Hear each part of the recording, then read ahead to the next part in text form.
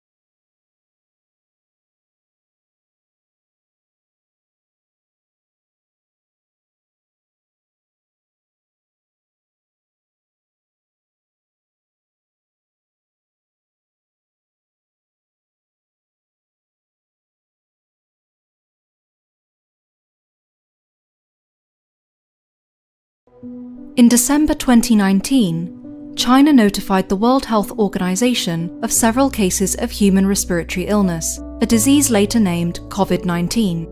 The virus causing this disease is known as severe acute respiratory syndrome coronavirus 2. The disease spreads through small droplets that are expelled from the nose or mouth when a person with COVID-19 coughs or exhales. Therefore, standing close to someone who is infected can put you at risk. These droplets can land on your hand and be transmitted through something as simple as a handshake, if afterwards you touch your eyes, nose, or mouth, the so-called T-zone. The virus is known to survive on different types of surfaces, so touching these contaminated surfaces and then touching your T-zone brings a high risk of infection. What we know so far: the coronavirus is spherical in shape, and its genetic material is encapsulated by different types of proteins. Some of the key structural ones are spike S protein, the most prominent feature of coronaviruses from where they get their name, then M, or membrane protein, and बेनिफ्राय गुबुन सासे anchor जों सार बड' बिथांखौबो जौसाङाव हांख्रायहरदों।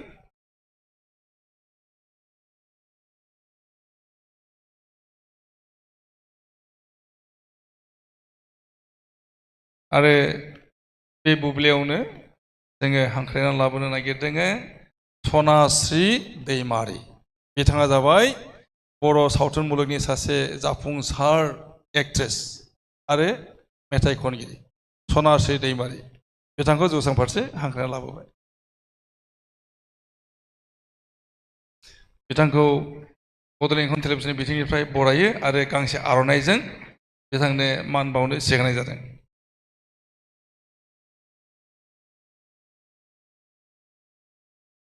गोजोननाय होबाय जोंनि बरायनायखौ लानायनि थाखाय। जोंजों लोगोसे दङ जाजेस माइकेल मोसाहारि दं, रिंकुमनि नार्जारि, देंखो ब्रह्म। बिथांमोना जोबनाय समसिम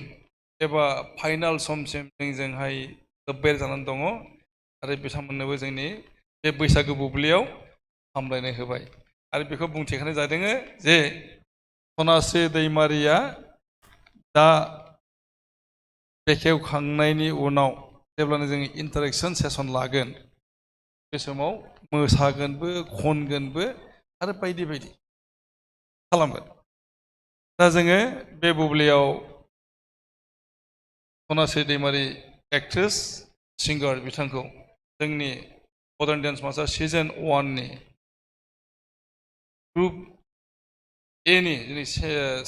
सेमि फाइनाल हाबाफारि बेखौ बेखेवना होनो थाखाय खावलायबाय।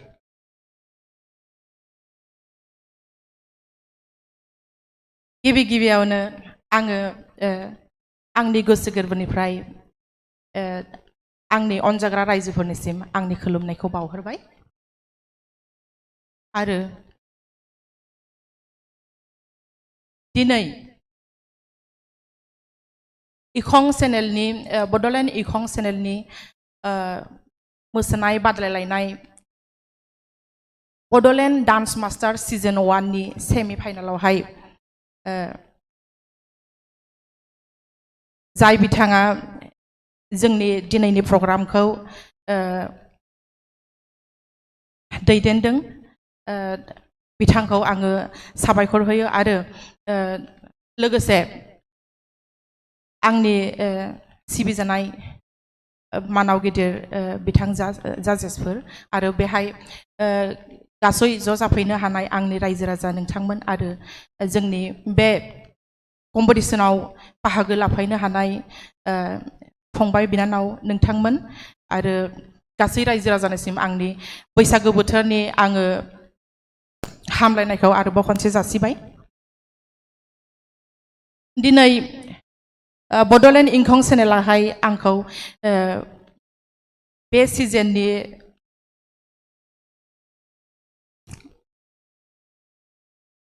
बे सेमि फाइनालनि मोसानाय बादायलायनायनि हारिमु बेलिफांखौ बेखेवनो थाखाय आंखौ दिनै लिंहरनायलाय आङो बिथां आदाखौ जोबोर जोबोर साबायखर होयो आरो आंनि मिथिनायावहाय दिनैसिम कुनु टिभि चेनेलावहाय बेबायदि बर' मोसानाय बादायलायनायखौ आङो फाथिनाय नुनो मोनाखै आरो बे स्टेपखौ दिनै बड'लेण्ड इखं चेनेलाहाय लादों बेखायनो आङो इखं चेनेलखौ आरोबाव रोजा रोजा साबायखर होयो मानोना बे प्रग्रामनि गेजेरजोंनो जोंनि बर'नि मोसानायजों लोगोसे बर'नि हारिमुआ आरो बर'नि मेथाइफ्रा आरोबाव मोनसेबाव गोजौ स्टेपाव जोङो दावगानायनि लामायाव फैबावदों होननानै आं सानो आरो बे प्रग्रामनि गेजेरजोंनो जोंनि हादरनि बर'फोरनि अनगायै गुबुन गुबुन हारिफ्राबो जोंनि मोसानाय आरो जोंनि मेथाइफोरखौहाय आरो जोंनि हारिमुखौहाय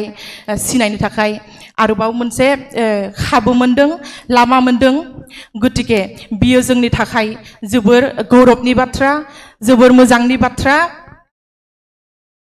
दिनै बड'लेण्ड डान्स मास्टार सिजन 1 नि सेमि फाइनालावहाय जायफोर मोसाग्रा फंबाय बिनानावमोना उथ्रिनो हादों बिसोरनि थाखाय आङो इसोरनियाव आरज बिदों बिसोरो जाहाथे आरोबाव गोजौनिफ्राय गोजौ स्टेपावहाय गाखोलांनो हायो मोजां सासे गिदिर आर्टिस्ट जानो हायो मोजां सासे बयजोंबो सिनाय जानाय सुबुं जानो हायो आरो जायफोरा दिनै जेनदों बा उथ्रिनो हायाखै बिथांमोननि थाखाय आङो फंसे बाथ्रा बुंनो नागिरदों बिथांमोना जाहाथे गावखौनो उनथिननानै थालांबाय होननानै साननानै लाया मानो होनबा बिसोरो मोनसे अपरचुनिटिसो मोनबावदों गावखौ आरोबाव मोजांनिफ्राय मोजांसिनाव मा होनगोन मोजांनिफ्राय मोजांसिन खालामबावनो आरो बिथांनि टेलेन्टखौ आरोबाव फेहेरनायनि थाखाय गतिके बिथांमोना नेगेटिभ साननायखौ लाया लासैनो पजिटिभ साननायजों बिथांमोना गावखौ आवगायनानै लांनो नांगोन आरो एसेयावनो आं आंनि बुंथिखौ फोजोबनो होननानै सानदों आरो बिनि सिगाङावनो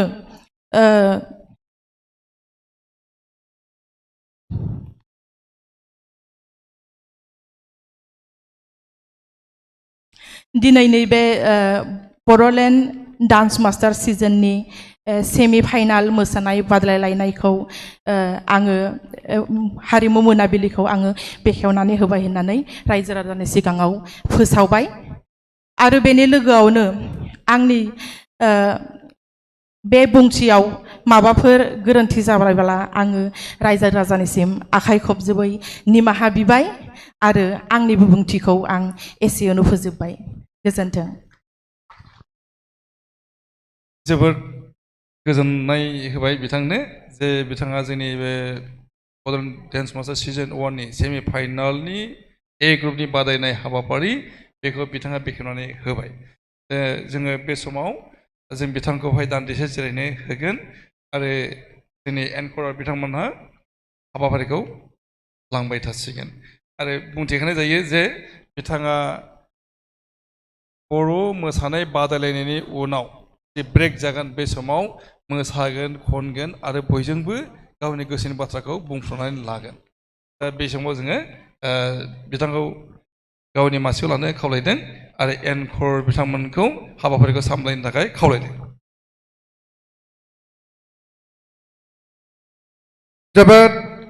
जोबोद आरो रोजा रोजा साबायखर थाबाय। गोजोन मोनाबिलि बयनिसिमबो बोसोर गोदाननि आरो बैसागो बोथोरनि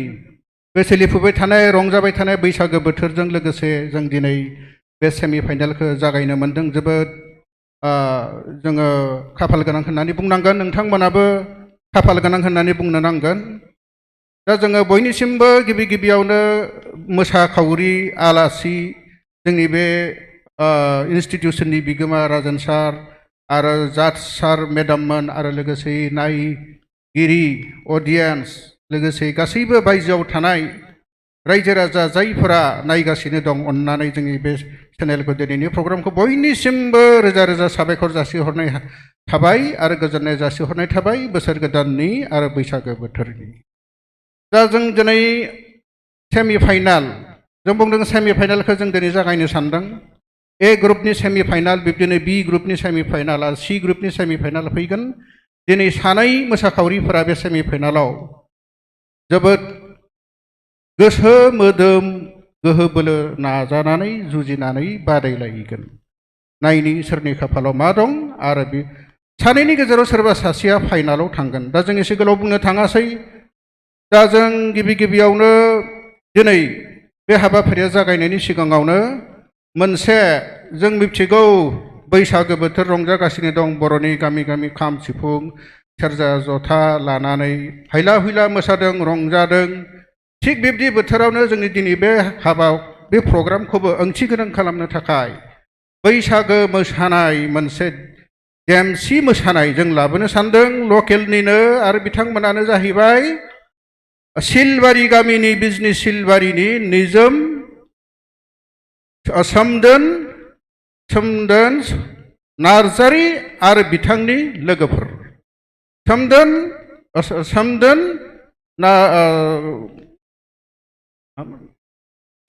नार्जारि आरो and his party.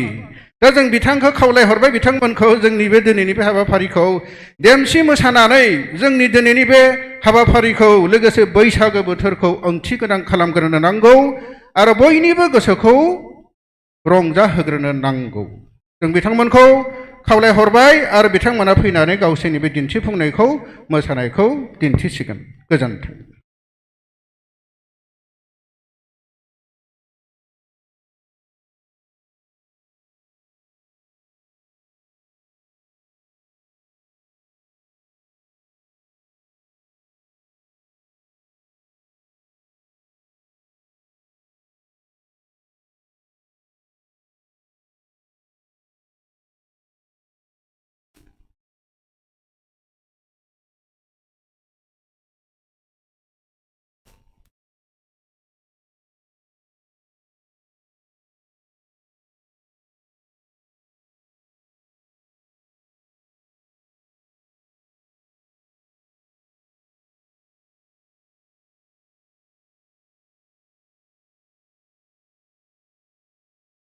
BODOLAND Dance Master Season 1.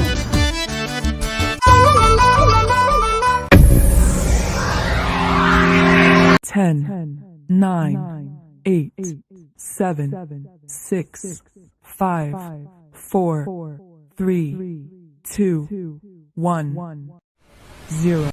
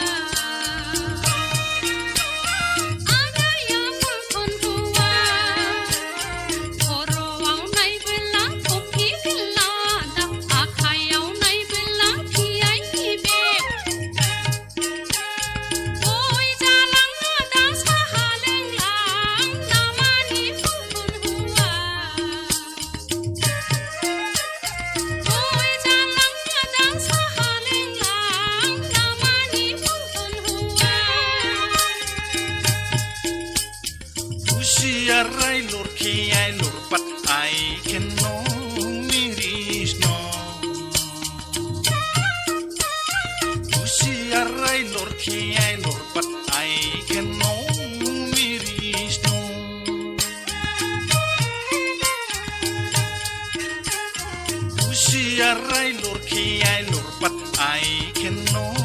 miris no. Ayo ada English lo raile kare. Usiarai lurki ai lurpat I can know miris no. Nunggu. Motor gari yang shutiau puinai yang meletari. Motor gari yang shutiau puinai yang meletari. Kaye mambara jabai, da tangpinai ni soma jabai. Yagai da tangpinai ni soma jabai. Kaye mambara jabai, da tangpinai ni soma jabai. Yagai da tangpinai ni soma jabai.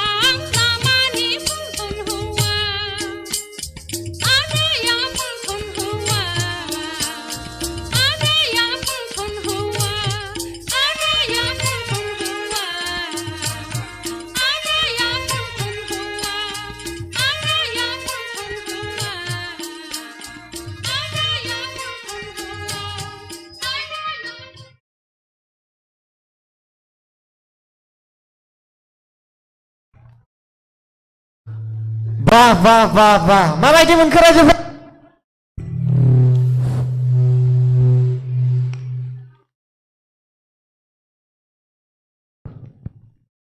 जोबोद रंजानाय मोनबाय रायजोफोर आखाइ खब रायजोफोर आखाइ खब बैसागो बोथोर जों गामियाव रंजागौमोन जों बेहायनो रंजागोन दिनै बैसागोखौ नङा होमबा रायजोफोर नोंथांमोना फैदों अडियन्स हिसाबै बायजोआव बयबो दं दान्दिसे सम गामियावब्लाबो जोंनि प्रग्रामखौबो दिनै नाय बैसागोबो बेहायनो रंजा बेहायनो बैसागोनिबो रंजानाय जालांगोन बेजों लोगोसेनो जों दिनै कम्पिटिसनखौ लाबोगोन दा जों सार बुंदो माबाफोर आं आदानाव सोंनो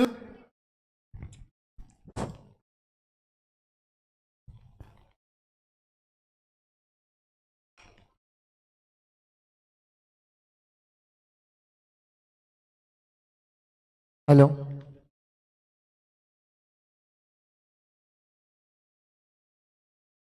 दा बावैसो मोसानानै थांनाय देमसि मोसानायखौ जों फंनैसो सोंथि सोंनो लुगैदोंमोन बिनानावखौ जों सिनायनो हायाखिसै माने बिनानावखौ जों जौसाङाव लेंहरफिनदों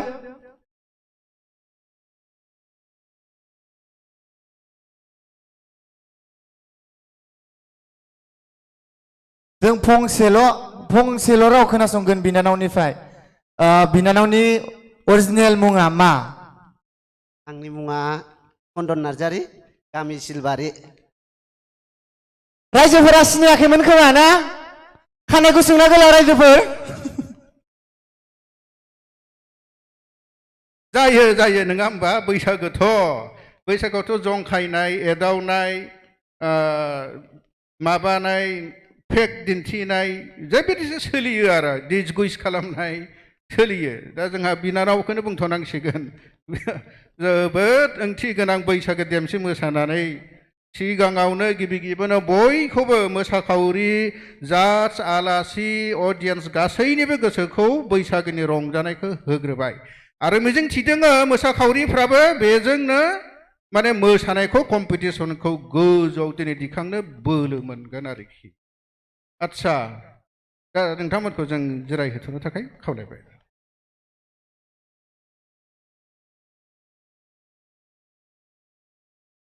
आदसा फंबायनि मुङा मामोनलाय मुङा सोमदोन नार्जारी गामि सिलबारि अन्थाइबारि औ बे सिलबारि थेंक इउ गोजोननाय थाबाय आदसा जों गोबाव सम थांहोनो सानाखै जोङो कम्पिटिसनखौ लाबोनोसै दिनै बुंदों जे कम्पिटिसना जाबाय ए ग्रुपनि बे जाबाय सेमि फाइनाल बि ग्रुप फैगोन बेनि उनाव सि ग्रुप फैगोन दिनै सानै दं सानै फैगोन दिनै सानैनि गेजेराव सोरबा सासेया उइनार जागोन सोरबा सासेया फेइलार जागोन आरो जाय साक्सेस जागोन बियो फाइनालाव थांगोन दा दिनैनि बे कम्पिटिसननि नेमखान्थिफोरखौ जों बुंनो सानबाय नोंथांमोना मिथिखागौ सिगांनिफ्रायनो मिथिखागौ फैयै दिनै सेमि फाइनाल फैलायलांबाय बे नेमखान्थिखौ मिथिनि बाथ्रा गैया थेवब्लाबो बुंदों सोरबाफोर गोदान अडियेन्सफोर थानो हागौ बा भिउवार्सफोर थानो हागौ जे दिनैनि कम्पिटिसनाव बर' डेन्स कम्पिटिसन जाग्रोगोन बेवहाय जाज सार बिथांमोना 10,000 मेक्सिमाम 10,000 भट होनो हागोन आरो अडियेन्स नोंथांमोना सोरनिबा फेभाराव सोरनिबा मोसाखावरिनि फेभाराव 700 कइन्सनि भट होनो हागोन आरो बेनिफ्राय भिउवार्सफोरा बेवहाय भट बा लाइक होथ'नो मोना बेनि उनाव जोङो हिन्दी डेन्स कम्पिटिसन लाबोगोन दिनैनो बेवहायसो बै भिउवार्सफोरा बेवहाय लाइक एबा भट होनो मोनगोन आरो माबोरै भट होयो लाइक होयो बेखौ नोंथांमोना मिथिखागौ भिउवार्सफ्राबो सिगांनिफ्रायनो मिथिगौ बेखौ बुंनो गोनांथि गैलिया दा जों कम्पिटिसनखौ लाबोनोसै दा जोङो दिनै दङ सानै कम्पिटिटर्स ए ग्रुपनि बिनिमा बसुमतारी आरो सासेया जाहैबाय हिरामणि उजिर दा बिनिमा बसुमतारीखौ जोंहा जोंसार फंबाय एंकरा बिथाङा लेंहरसिगोन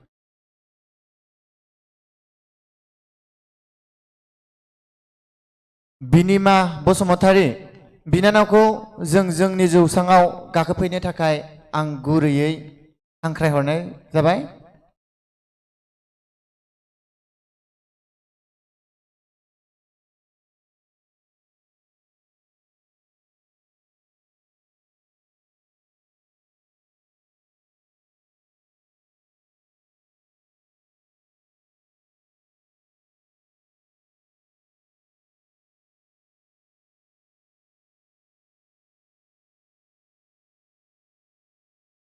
बिनिमा बसुमतारी बिनानावा थाबैनो जोंनि जौसाङाव गाखोफैनो नांगौ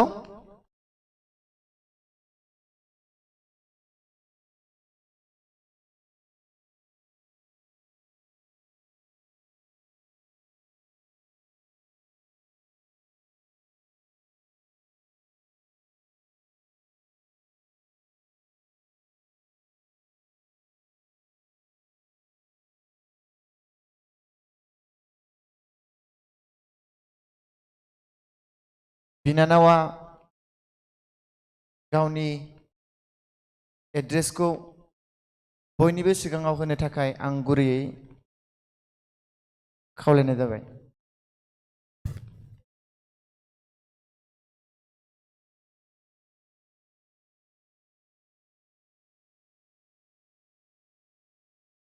खुलुमबाय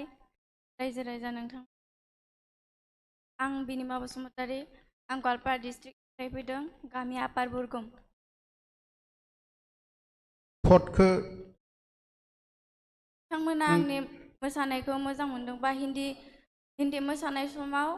लाइक थुनानै भट दैथायहरबानो जाबाय। Thank you. गोजोननाय थाबाय, नोंथाङा दा मोसानायखौ दिन्थिफुंनो हासिगौ। गोजोन्थों। टेक्निकेल डिपार्टमेन्टखौ आं गुरैयै खावलायहरो जाहाथे बिनिमा बसुमतारी बिनानावनि मेथाइखौ थाबैनो दामनानै होयो। बिनानावखौ आङो दान्दिसे सम जौसांखौ बिनिमा बसुमतारीनो गथायना होनाय जाबाय।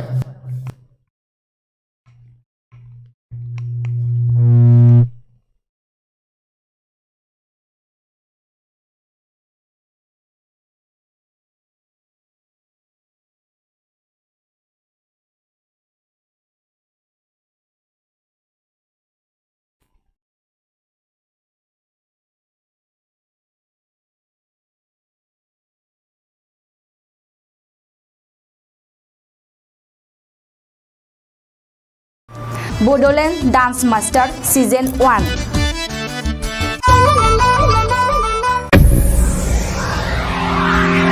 Ten, 9, 8, 7, 6, 5, 4, 3, 2, 1, 0.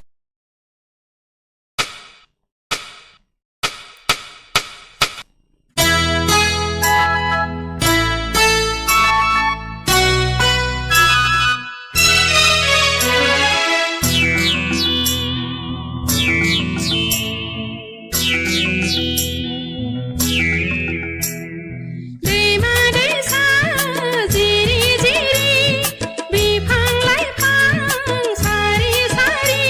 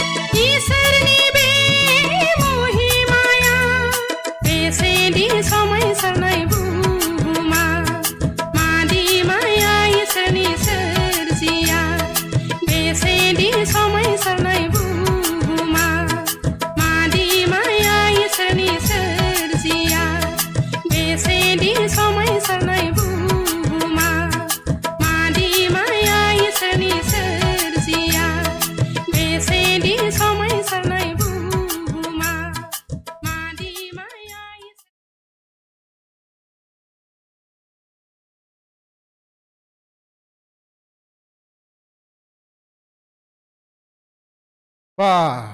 जोबोद ओंथि गोनां गाननाय जोमनायजों लोगोसे बैसागो बोथोर फैदों गोदान बिलाइ खिलिदों दाउ खौवौ गाबदों गोदान बिबार खिलिबोगौ हाजो सोमखोर सोमखोर दै जिरि जिरि बेसे समायना मेथाइ ओंथि गोनां गाननाय जोमनायजों बिनानावा जोबोद मोजां ओंथि गोनां मोसानाय बायदि मोनदों आच्छा जायखिजाया दा बेखौ दोनथ'लाय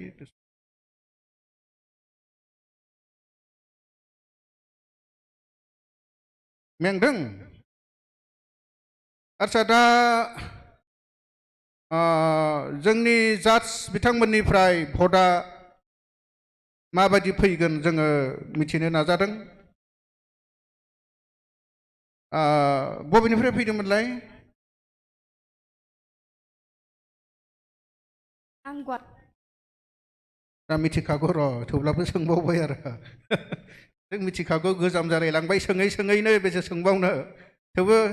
सोंबाय मोजां ना बैसागोफोरखौ बोरै बारहोखो गामियावलाय हा बैसागो मोसायाखै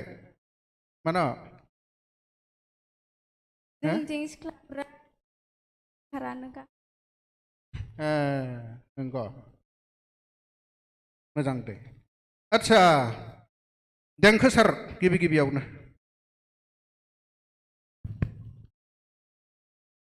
हेलौ सार बिनिमा बसुमतारी जोबोद मोजां मोसाबाय thank you sir first of all आंनि स्टेज मेकआप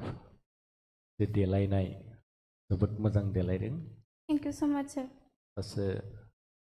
बर' लाइमोन आरो जाय माने जोबोद इसोर सिबिनायनि मेथाइ बेजों ओंथि फोरमायनो नाजानाय नोंनि बे एक्सप्रेसना जोबोद मोजां जादों थेंक इउ सार आरो इसोर सिबिनायनि मुङाव फ्रब बाहायदों इट्स अल्स' भेरि गुड आरो लिपसिंआ थिगानो दङ बिदिनो लाखिबाय था बिट्सखौ मोजां हमदों क्लिन जादों लोगोसे बडि मुभमेन्ट खालामनायाबो थिगानो दं बडि मुभमेन्टआ थिगानो बिदिनो लाखिबाय था लोगोसे आं बेखौनो बुंगोन दाथ' बेवहाय जोङो फ्लेक्सिबिलिटिखौ बारा नुनायनि खाबु थाया बर' मेथाइफोराव दा माखासे नैबे जे धोरोम सिबिनाय मेथाइ दा इसोर सिबिनाय मेथाइ बेहाय जोङो बारा नुनो मोनाखिसै जायखिजाया सासे मोजां डान्सार जानो थाखाय जोंनो दानि जुगाव फ्लेक्सिबिलिटिया मस्ट इम्परटेन्ट बेखौ गोसोआव लाखिबाय था आरो बेजों लोगोसे आं बेखौनो खावलायगोन जे गोबां जोंनियाव दा डान्स श' जायो बेफोरखौ नायनानै इउटुबफ्राव नायनानै जों सोलोंनो नाजानांगोन आरो साबसिन खालामनो नाजानांगोन पाब्लिक एट्रेक्सन खालामनो नाजानांगोन जाजेसफोरनि गोसोखौ दै खालामनो नाजानांगोन दा बे समाव अभारअल आं मोजांखौनो नुदों बिदिनो मोसाबाय था थेंक इउ दा आं बे समाव बहुत होनोसै नोंनि मोसानायखौ मोजां मोननाय आङो 4,000 भट होबाय आं थेंक इउ स' माच सार 4,000 भट जोबोद गोजोनथावना भट गिबि गिबियावनो बिनिमा बिथांनिसिम दा रिंकुमनि मेम हेल' मेम हेल' हाय मेम गिबियावनो बोसोर गोदाननि हामलायनाय जासिबाय नोंनो थेंक इउ मेम दानिया मोसानायखौ बुंनोसै मोसानायाथ'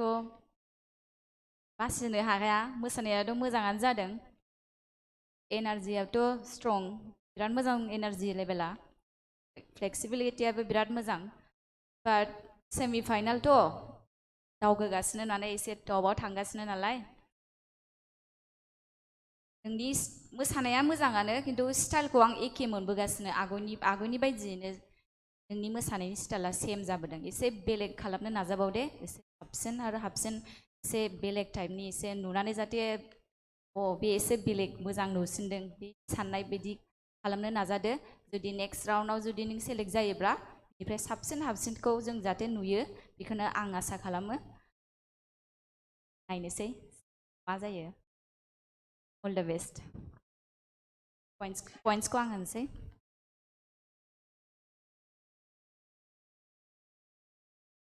3000. Thank you, ma'am. 3000 रायजोफोर आखाइ खबरायजोबो 3000 थांगासिनो दङ भटआ बारायगासिनो दं आदसा जों सार दानिया आं सोंनो लुबैदों माइकेल सारनियाव बिनानाव बिनिता बसुमतारीनि मोसानायखौ माइकेल सारा बिनिमा बसुमतारीनि मोसानायखौ माबायदि मोनखो सारनिफ्राय एसे मिथिनो लुबैदों हेलौ हेपि रंजालु बैसागु मेडाम बुंनायखौनो आंबो सानबाय थाखादोंमोन बेनो स्टेपफ्रा थांनाय बारावबो माखासे स्टेपआ रिपिट जाफिननाय बायदि मोनदों आङो ओमफ्राय दाथ' सेमि फाइनाल जाहैबाय एसे गोदान स्टेप्स नायनो लुबैदोंमोन आं अब्लाबो मोसानाया गाज्रि जायाखै खिन्थु दा कम्पिटिशना सेमि फाइनालाव सफैबाय नालाय ओमफ्राय थांनाय बारनि मोसानायनि बे जेरै बारनानै बे नों माबानायफ्राबोथ' जों आगोलावबो नों मोसाखांबाय बेखौ जों एसे स्टेप्स गोदान नायनो लुबैदोंमोन आरो एनिवेज पारफरमेन्सआ मोजां गाज्रि नङा प्रप्स बाहायदों थिगानो दं एक्सप्रेसना मोजां देलायनायाबो मोजां जादों साराबो होनबाय स्टेज कभारेजआबो मोजां जादों दा बे मोनसेल' आरो आंनि बे स्टेप्स गोदान नायनो लुबैदोंमोन आरो जेरै मेडामा होनदों थांगोन ओमफ्राय आंनि पइन्ट्सआ बेनो same S madam 3000 पइन्ट्स Thank you, sir. Thank you so much. गोजोननाय थाबाय माइकेल सारनिसिम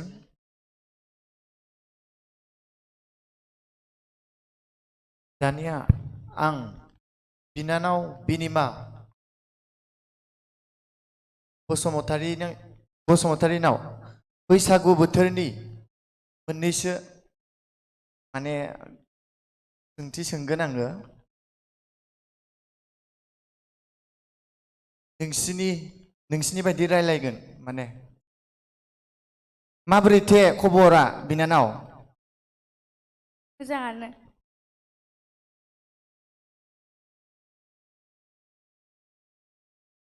आदसा बैसागोखौ माबादि मोनो रंजानो गोसो जायो ने औ आदसा नोंथ' गवालपारानिफ्राय फैबाय थानाय समाव जोंनो मेजेंगा मैगंखौथ' एसे लाफानो हायोमोन थे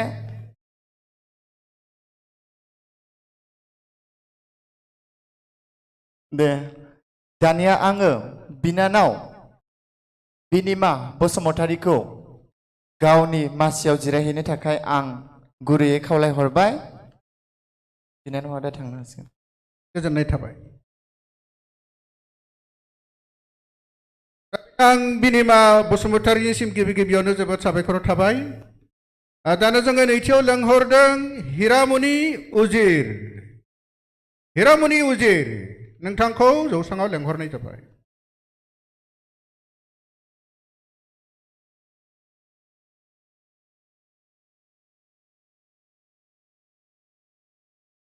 मोजाङैनो दिनै मोसानो हागोन होननानै मिजिंथिबाय जाहाथे सेमिफाइनालनि जोबोद खस्थ' खालामदों खोमा नार्भास जानो नाङा बारा टेनसन लानो नाङा मोजां दै बेस्ट अफ लाक आदसा मोजाङै फैदो ने एसे देहाफोरखौ बोरैबा मोनग्रोदों नामा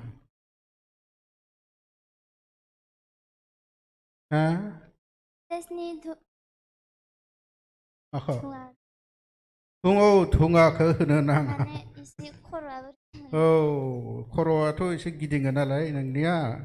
जाहाथे सिगांनि बादि जाया गसाइनाव आर'ज गाबहरग्रोबाय आदसा जोंनि टेकनिशियान बिथांमोन धुङा एसे माबाखौ खमायना होयोबा मोजां फक जिथु होदों बेखौ बेनिफ्राय प्रेक्टिस खालामदो ने न'आव औ सार दे जों सार माबाफोर सों बिनानाव हिरामनिया सिगांनो गावनि एड्रेसखौ होग्रोदो खुलुमबाय आं हिरामनि उजिर आङो बाक्सा डिस्ट्रिक्टनि आंनि गामिनि मुङा 1 नं कक्लाबारि चौधुरीपारा बिनानावा बैसागुखौ माबायदि रंजाखो मिथिनो लुबैदों अ दे दायो बिनानाव हिरामनि उजिरखौ गावनि मोसानायखौ दिन्थिफुंनो थाखाय आङो खावलायबाय आरो टेक्निकेल डिपार्टमेन्टखौबो हिरामनि सिगांग्रो सरि भटखौ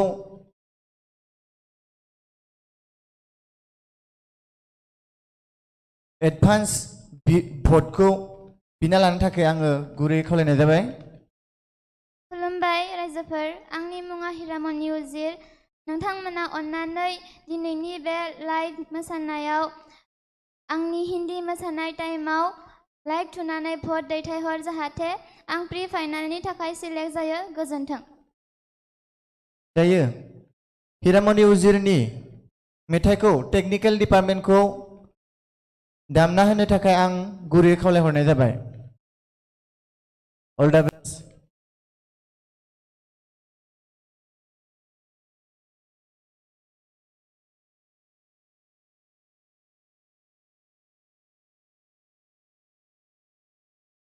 BODOLAND Dance Master Season 1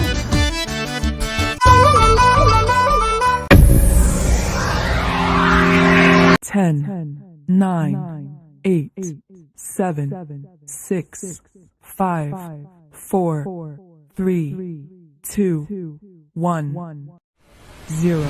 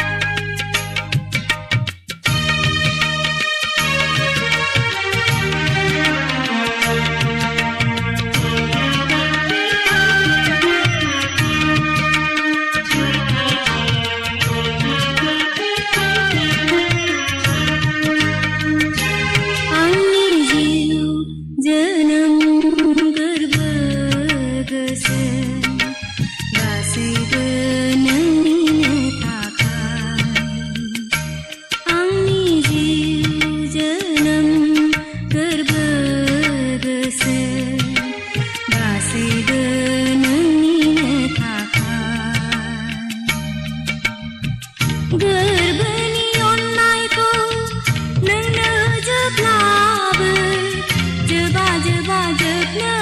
थाङा आंनाव नों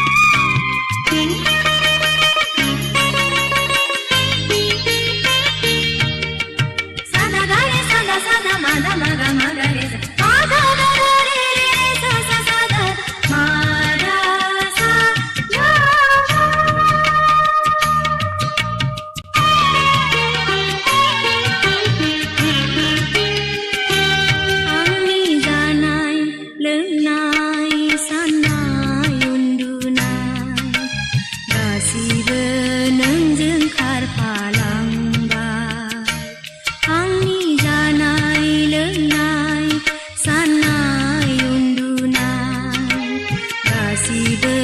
नोंजों खारफालांबाय सिमां दावमां नोंनि मिनिस्लु मोखां हाया हाया बावनो हाया नोंखौ गोसोनि लेखायाव नोंनि सावगारि आरो नोंनि अनजालु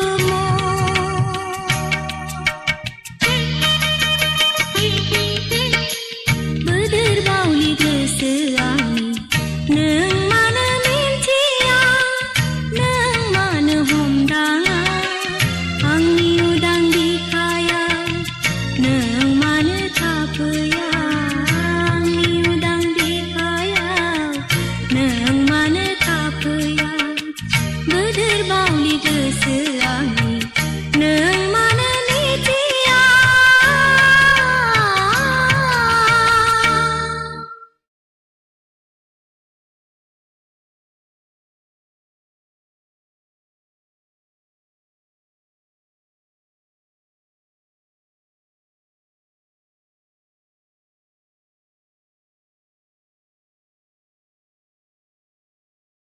जोबोद जोबोद मोजां मोसाबाय दिनै गसाया अनबाय दिनै हले गाहामैनो थांबाय दे गोलैयासै नङा होमबा आदसा मेंबाय ना मेंनाय मोनदों बुंनो हागोन ना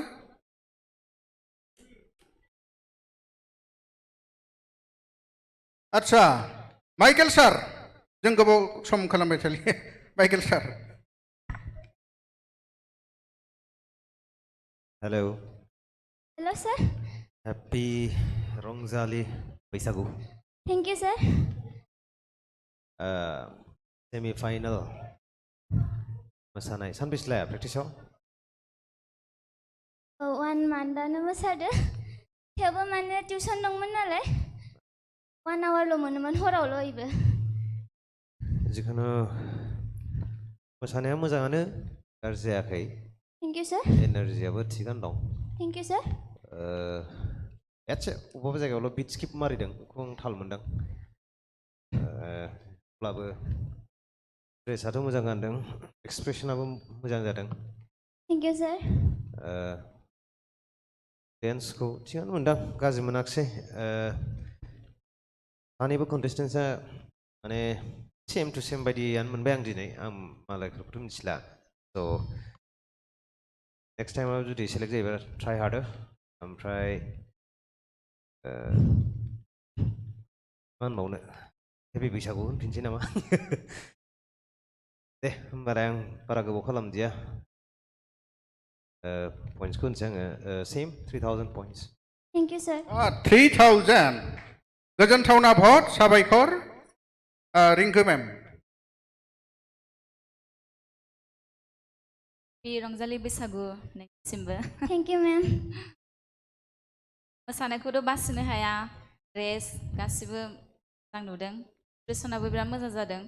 खालि आं होनगोन स्टेपफ्राबो थिगैनो दङ खालि होनगोन आङो गानाथ' बिराद स्ल' ना स्मुथ ना नों अबावबा स्टेपखौ नों एसे स्मुथ खालामबावोबा माने अबावबा एसे हाखादरा एसे स्पिड बारा जादों आरोखि एसे स्ल' स्मुथाव खालामबा आरो बिराद मोजां जागौमोन आंनि थाखायबो सानैबो डान्सारा समान दिनै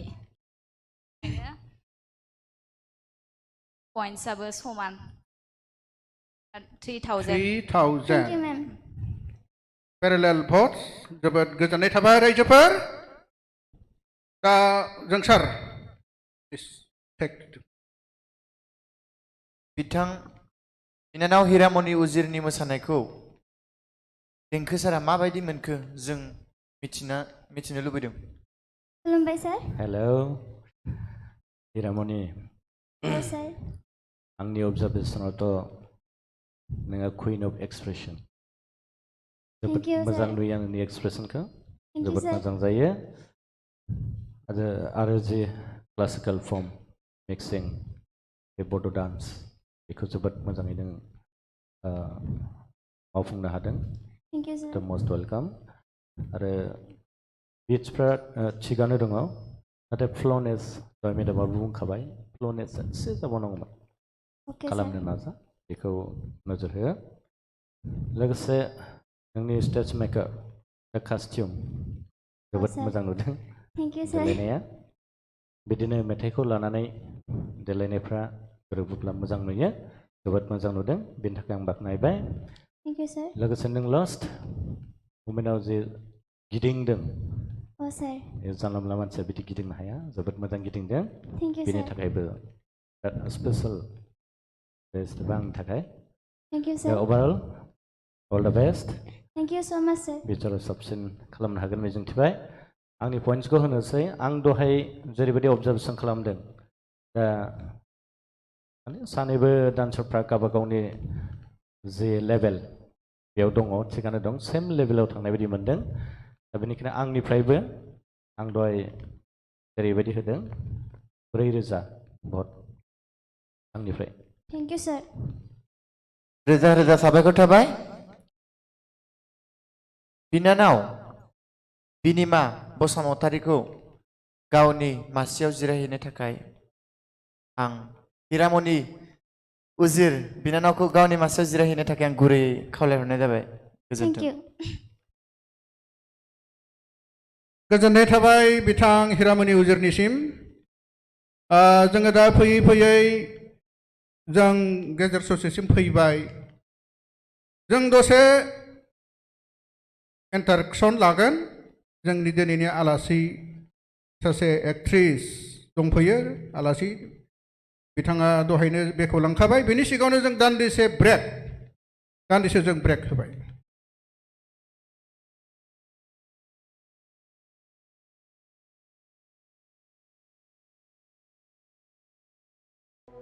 In December 2019, China notified the World Health Organization of several cases of human respiratory illness, a disease later named COVID-19. The virus causing this disease is known as severe acute respiratory syndrome coronavirus 2. The disease spreads through small droplets that are expelled from the nose or mouth when a person with COVID-19 coughs or exhales. Therefore, standing close to someone who is infected can put you at risk. These droplets can land on your hand and be transmitted through something as simple as a handshake, if afterwards you touch your eyes, nose, or mouth, the so-called T-zone. The virus is known to survive on different types of surfaces, so touching these contaminated surfaces and then touching your T-zone brings a high risk of infection. What we know so far: the coronavirus is spherical in shape, and its genetic material is encapsulated by different types of proteins. Some of the key structural ones are spike S protein,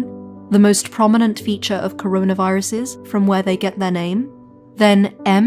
or membrane protein, and the so-called envelope protein.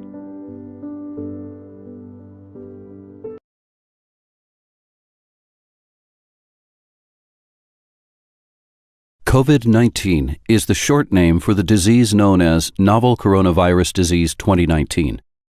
Coronaviruses are a large group of similar viruses.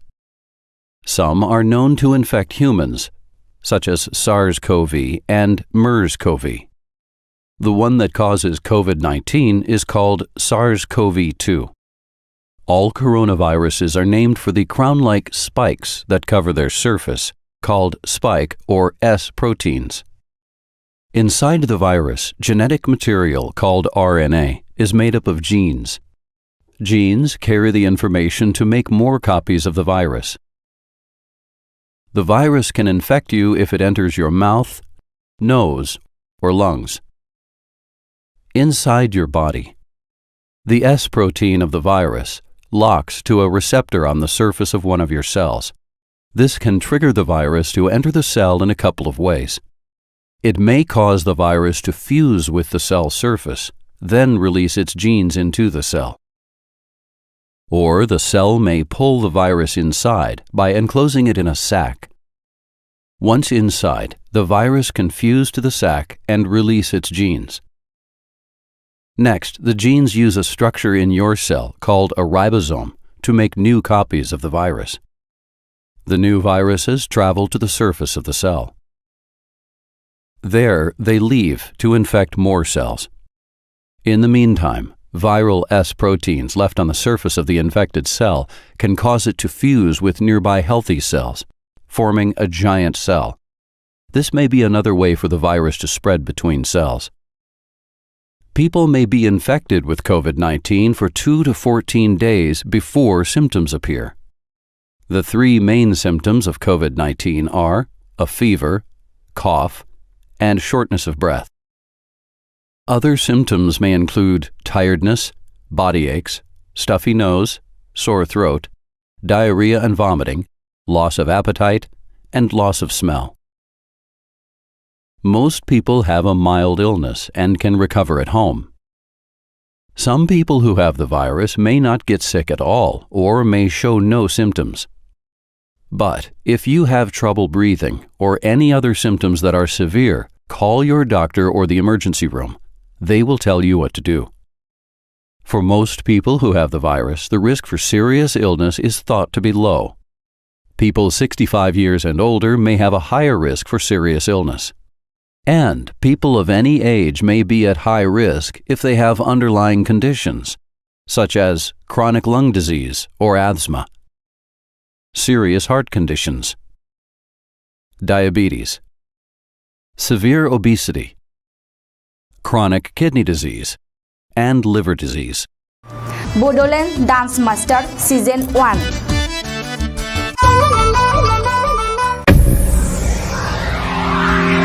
Ten, 9, 8, 7, 6, 5, 4, 3, 2, 1, 0. नै जों दायो दान्दिसे ब्रेकनि उनाव फैफिनबाय जों दा जौसाङाव लाबोनो सानदों हांख्रायनानै लेंहरजानाय देमसि मोसागिरि मिस्टार सोमदोन नार्जारि आरो बिथांनि लोगोखौबो जौसाङाव लाबोनो थाखाय आं गुरैयै खावलायहरनाय जाबाय।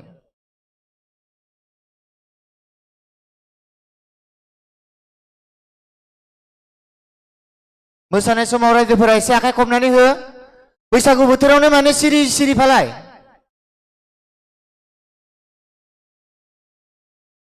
नै बिथांमोनानो जाबाय फुंखा सोमदोन नार्जारि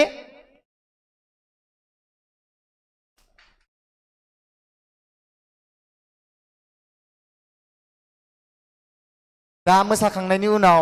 फंनैसो सोंथि सोंबावगोन बिसोरखौ मोसानायखौ नायग्रोनि सिगां गोसो दंना गैया रायजोफोरालाय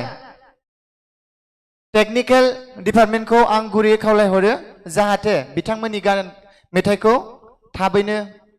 रेडि खालामनानै होयो।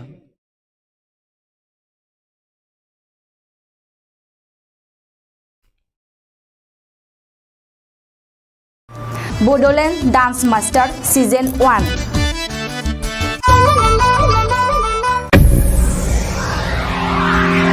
Ten, 9, 8, 7, 6, 5, 4, 3, 2, 1, 0.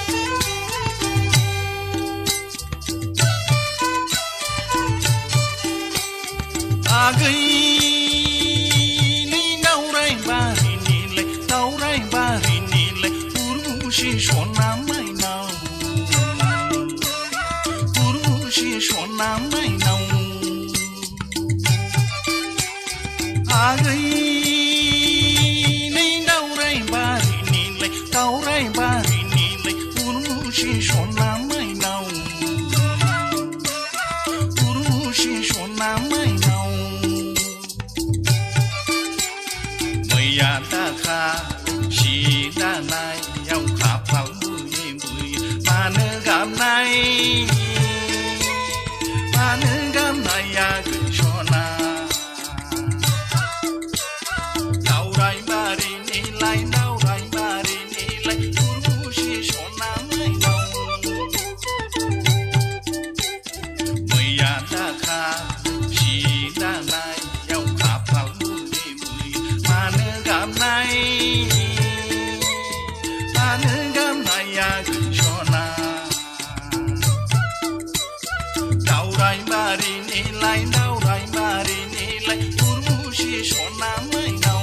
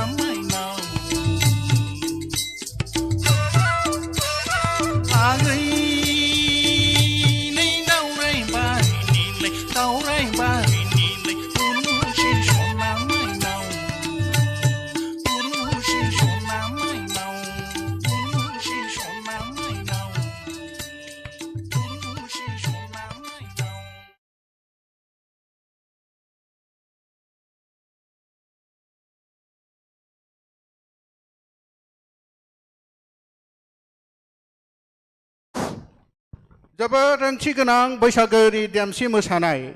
बैसागो बोथोराव जि रंजाहोबावबाय जोंखौ जिबादि बिथांमोना दिनै ओंथि गोनां खालामबावबाय जोंनि दिनैनि बे हाबाफारि आरो बे प्रग्रामखौ बैसागोनि बोथोराव जोंनि देहाया जों दिनै बेवहाय मोनसे प्रग्राम खालामदोंब्लाबो जोंनि देहा गोसो मोदोमा बैसागोनिफ्रायनो एरायनो हाथाराखै बैसागो रंजानायनिफ्रायनो बेखायनो जों गेजेर गेजेर नोंथांमोननिफ्राय बैसागोनि देमसि मोसानायनि ओंथि गोनां मेथाइखौ मोसानायखौ जों रंजाबाय आदसा मोननैसो फंनैसो बाथ्रा सोंनो नैबेखौ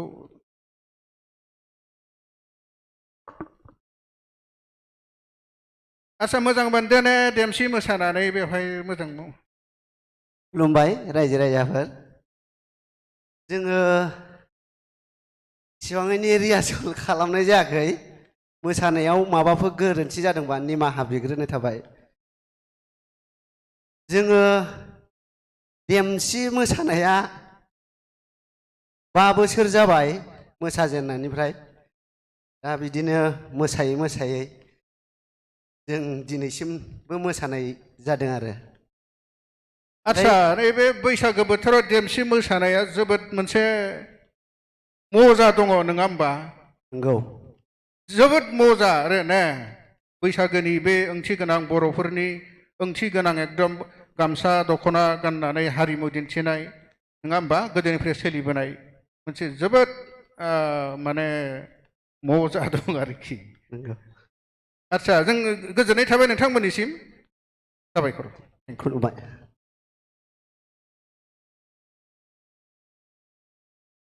आदसा दानिया जोङो दहायनो बुंखादोङो जों दान्दिसे इन्टारेक्सन लागोन आरो इन्टारेक्सन लानो गोनां जोंहा आलासि दंफैखायो दिनैनि बे सेमि फाइनाल बे कम्पिटिसनखौ बेखेवगिरि आलासि बिथां जोंहा दंफैखायो सनास्रि दैमारि दा सनास्रि दैमारि बिथांखौ जों जौस्राङाव लेंहरबाय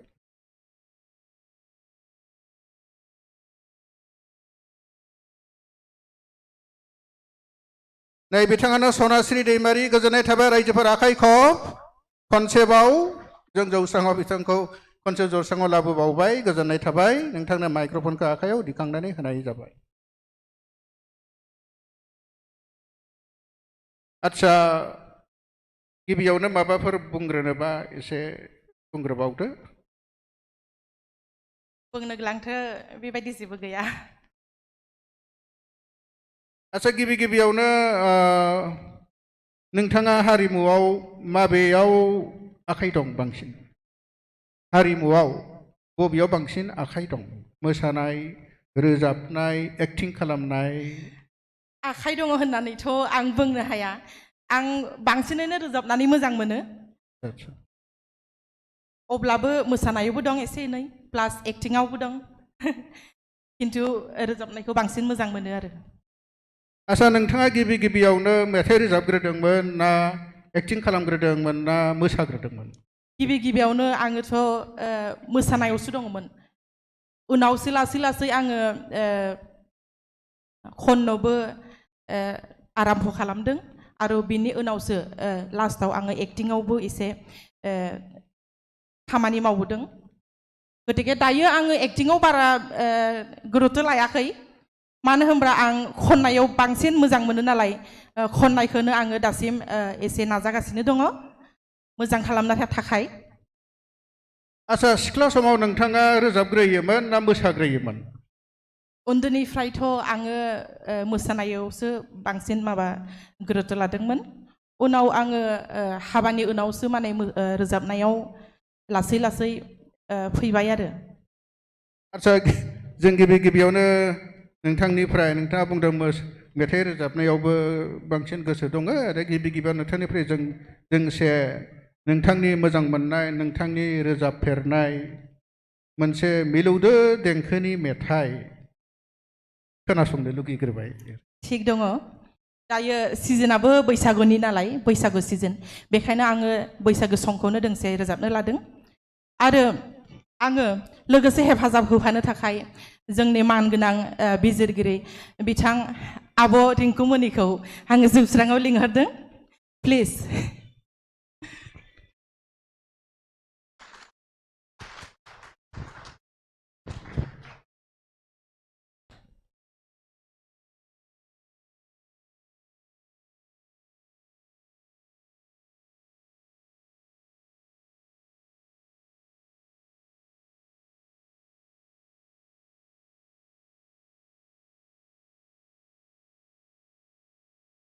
नै बिथाङानो Thank you, जाबाय आब'। रिंकुमनि नार्जारि जोंनि गिबिनिफ्रायनो दिनैसिमबो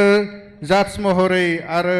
खामानि मावबाय थानाय बिथाङा सासे एक्ट्रेस मुंदांखा दा बिथाङा बिथांजों लोगो लालायगोन मा लोगो लालायो दसे स्टेजखौ बिथांमोननो नागारनानै होथ'नाय जाबाय आब'नि मोसानायखौ आङो सिगांनिफ्रायनो एलबामफ्राव नुबोदों आरो आङो फिजिकेलि बिथांखौ लोगो मोनाखैमोन दिनै फार्स्ट टाइम बिथांखौ लोगो मोनदों आरो जोबोर मोजां नांदों गतिके आङो लुबैयो दि आंनि रोजाबनायाव एसे आब'आ मोसाफागोन होननानै आसा खालामबाय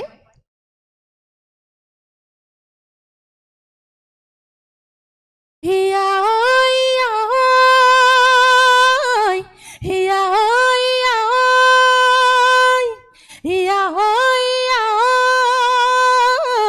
हिया ओइ अरे अरे अरे अरे अरे अरे गोदान बोसोरा सफैदों बयबो गोदान जाजोबदों गोदान बोसोरा सफैदों बयबो गोदान जाजोबदों बे संसारा रंजाखांदों मिनिखांदों बे संसारा रंजाखांदों मिनिखांदों अरे अरे अरे अरे अरे अरे बैसागु बैसागु बैसागु बोसोर गोदाननि बोथोर गोदाननि बयनिबो आंगो बैसागु बयनिबो आंगो बैसागु बैसागु बैसागु बैसागु नोंनिबो बैसागु आंनिबो बैसागु बयनिबो जोंनि बैसागु बयनिबो जोंनि बैसागु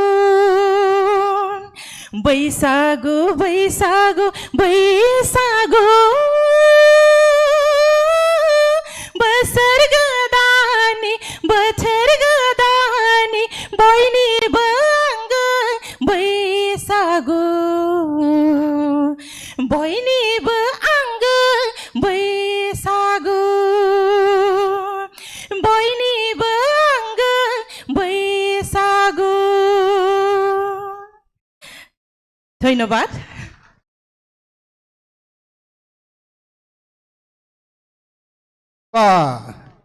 सानै एक्ट्रेस बिथाङाबो एक्ट्रेसानो रायजोफोर एक्ट्रेसखाबो ओंखारगोन बाथ्राया र' बिथाङाथ' एक्ट्रेसानोखा जि समायदों एसे गोरोन्थि जागोन नामा होननानै आं सानो गुफुर गुफुर बापरे जि समायदों बर'नि सावथुन मुलुगाव जोबोद समायखायो बिथांमोना आदसा रिंकु मेमखौ जायगाखौ लाहैनो खावलायनाय जाबाय जोबोद साबायखर थाबाय आदसा सनाश्री मेम फंनैसो एसे सोंबावनि नोंथाङा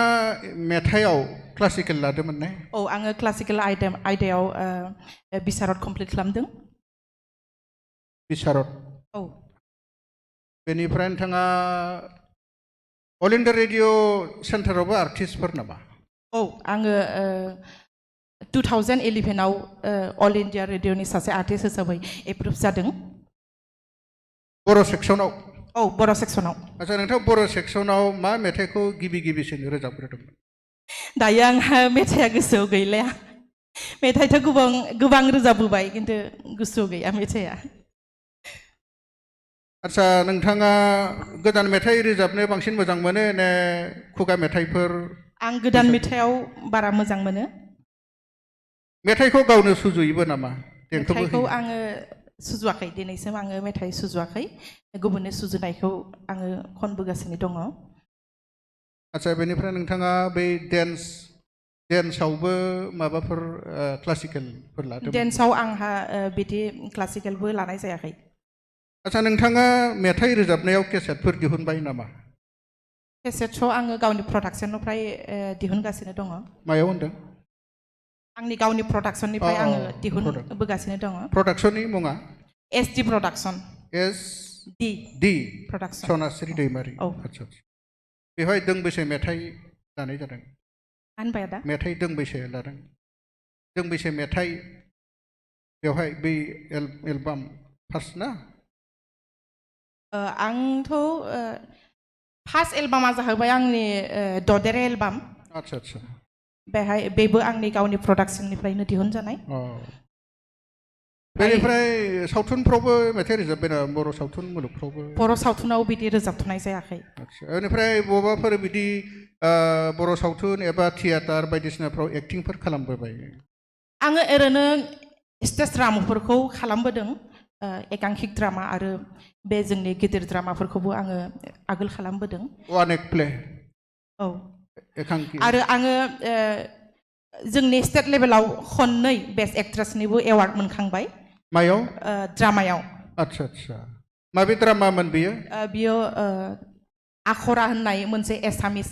एकांकिक ड्रामामोन बा जोबोद गोजोनथावना रायजोफोर थेंक इउ जों गोजोनबाय बा जोंनि बेबायदि जोंनावदि सासे दं खोमायो जों दिनै लोगो मोनदों गोजोनदों आच्छा बेनिफ्राय दा नोंथाङा आथिखालाव मा खालामनानै दङ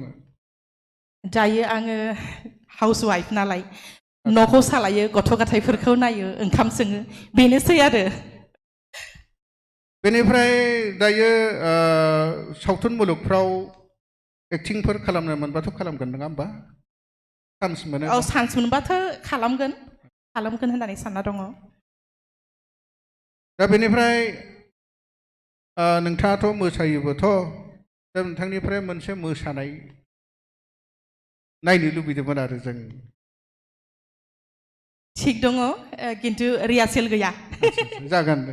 एसे मोसाना होनोसै आंजों हेफाजाब होफानो थाखाय बिथां फंबायखौ जोंसार बर' जोंनि दिनैनि एंकर जोंहाबो आङो सासे एंकर जौस्राङाव बिथाङाबो लिंहरबाय। मोसानायाव बिदि लिडिं लाखायो आरो बिथाङा मोसानायनिबो फोरोंगिरि मास्टार बुंनो थाङोब्ला कच बिथांखौ जोङो जयैनो डुएट दोंसे मोसानो थाखाय खावलायनाय जाबाय गोजोन्थों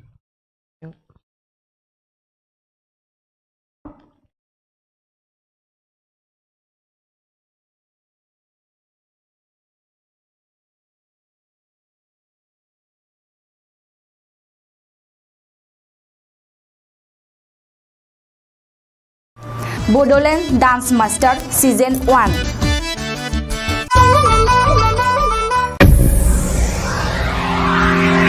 10, 9, 8, 7, 6, 5, 4, 3, 2, 1, 0.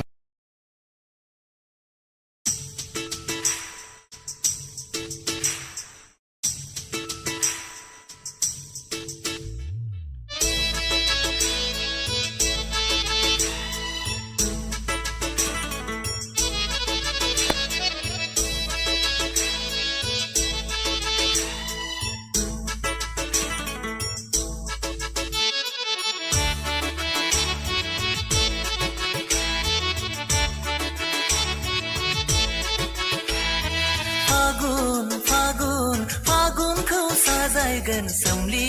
बिबारा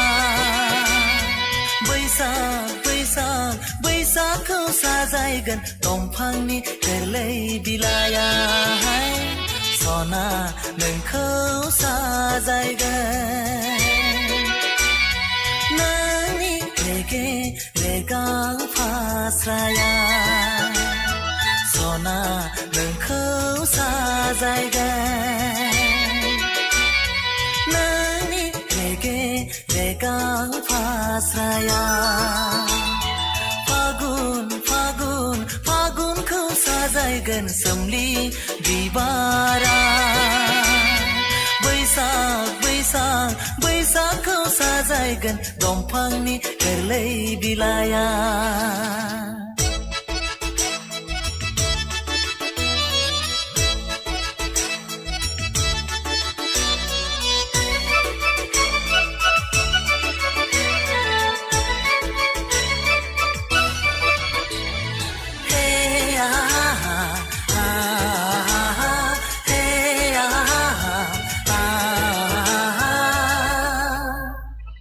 फागुननि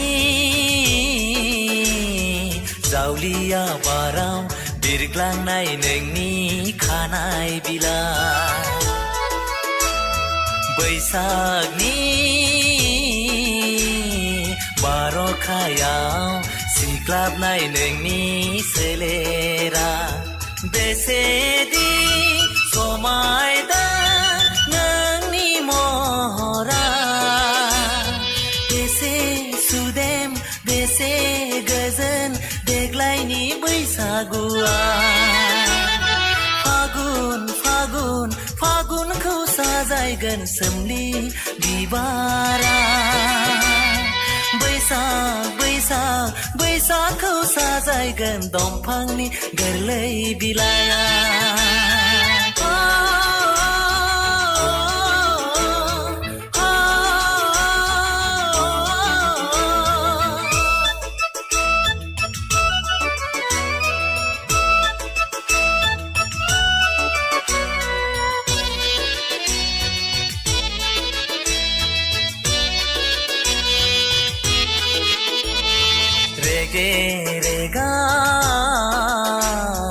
आगरजों एरफबनाय नोंनि लानाय फास्राया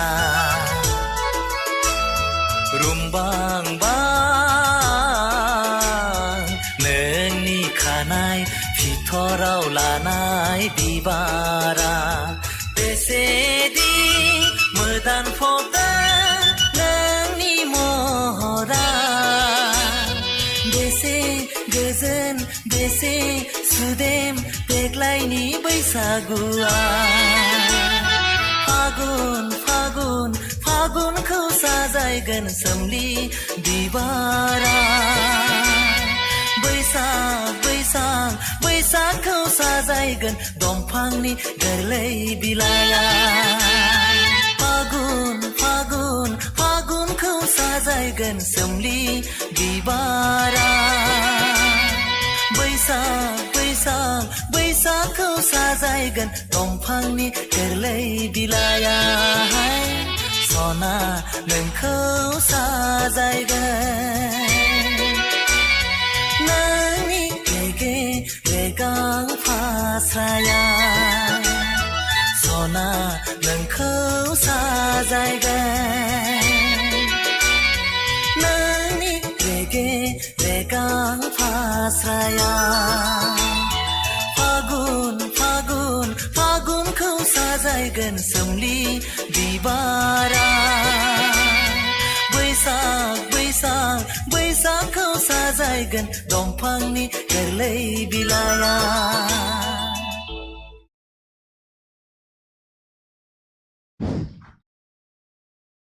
बा आखाइ खब रायजोफोर आखाइ खब मानो आखाइ खबनो होदों आङो बेसेबा सबायखादों सानैबो मोसाखावरि गोजाखा एक्टर एक्ट्रिस बिथाङाबोथ' एक्टरानो थांगासिनो थियेटारनि एक्टरानोखा फिल्मावबो एक्टर जाखासिगोन आरो बिथाङाबोथ' दङआनो एक्ट्रिस जाबोखानाय जाबावसिगोन बारे बैसागो बोथोराव जिबादि गोसोफ्रासो बोरैबा बोरैबा मोनलांजोब्बाय आंथ' बारा मोसानो रोङा मोसानो रोंनायबाथ' आङो गोसोआ बोरैबा बोरैबा मोनथारदों आङो नाजागोन आंबो नाजागासिनो दं आच्छा नोंथांनो एसे फंनैसोल' माबाबावनोसै माइक्र'फनखौ होनाय जाबाय दा नोंथांनिसिम जोबोर जोबोर रोजा रोजा साबायखर थाबाय नोंथाङा गोसोखौ माबायदि मोनखो दिनै फैनानै गावखौ आङो गावखौ दिनै बेहाय फैनानै जोबोद माने प्राउड फिल खालामदों आरो जोबोर गोजोननाय मोनबाय बेहाय फैनानै आरो आब'मोनखौ आदामोनखौबो आङो लोगो मोनफैबाय बेहाय आङो जोबोद जोबोर गोजोननाय मोनबाय थेंक इउ जोङो बारा गोबाव समा गैलाथ' दा नोंथांखौ जों मिजिंथिबाय नोंथांनि गोसोनि साननाय लुबैनाय हारिमुआव दावगागोन होननानै जों गसाइनिसिम आर'ज गाबहरबाय बोर सारस्रिबाय आरो नोंथांखौ फैगौ उननि समफोराव जों लोगो मोनबावगोन लेंहरबावगोन बिदि मिजिंथिबाय नोंथांनिसिम रोजा रोजा साबायखर थाबाय गोजोन्थों थेंक इउ दा नोंथाङा गोजोन्थों आच्छा रायजोफोर जों दा हिन्दी डेन्स कम्पिटिसनाव फैगासिनो दं बेनि सिगाङावनो जोङो दान्दिसे break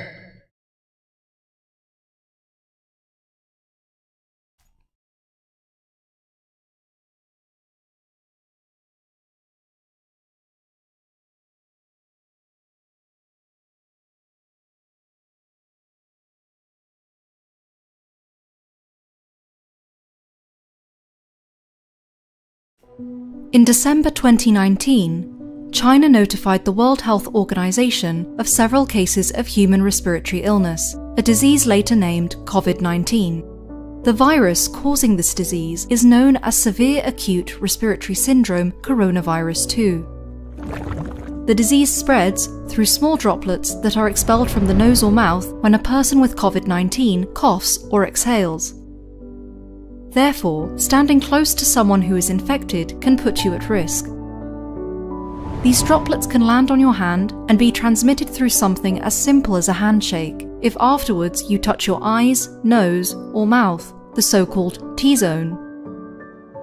The virus is known to survive on different types of surfaces, so touching these contaminated surfaces and then touching your T-zone brings a high risk of infection. What we know so far: the coronavirus is spherical in shape, and its genetic material is encapsulated by different types of proteins. Some of the key structural ones are spike S protein, the most prominent feature of coronaviruses from where they get their name, then M, or membrane protein, and the so-called envelope protein.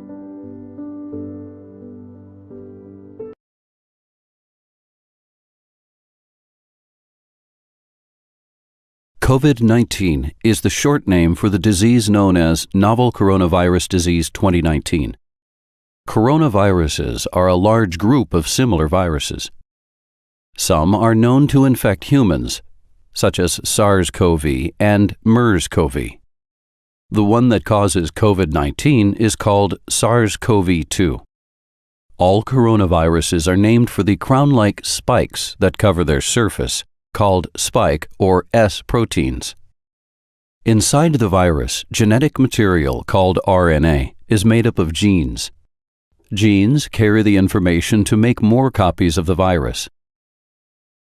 The virus can infect you if it enters your mouth, nose, or lungs. Inside your body,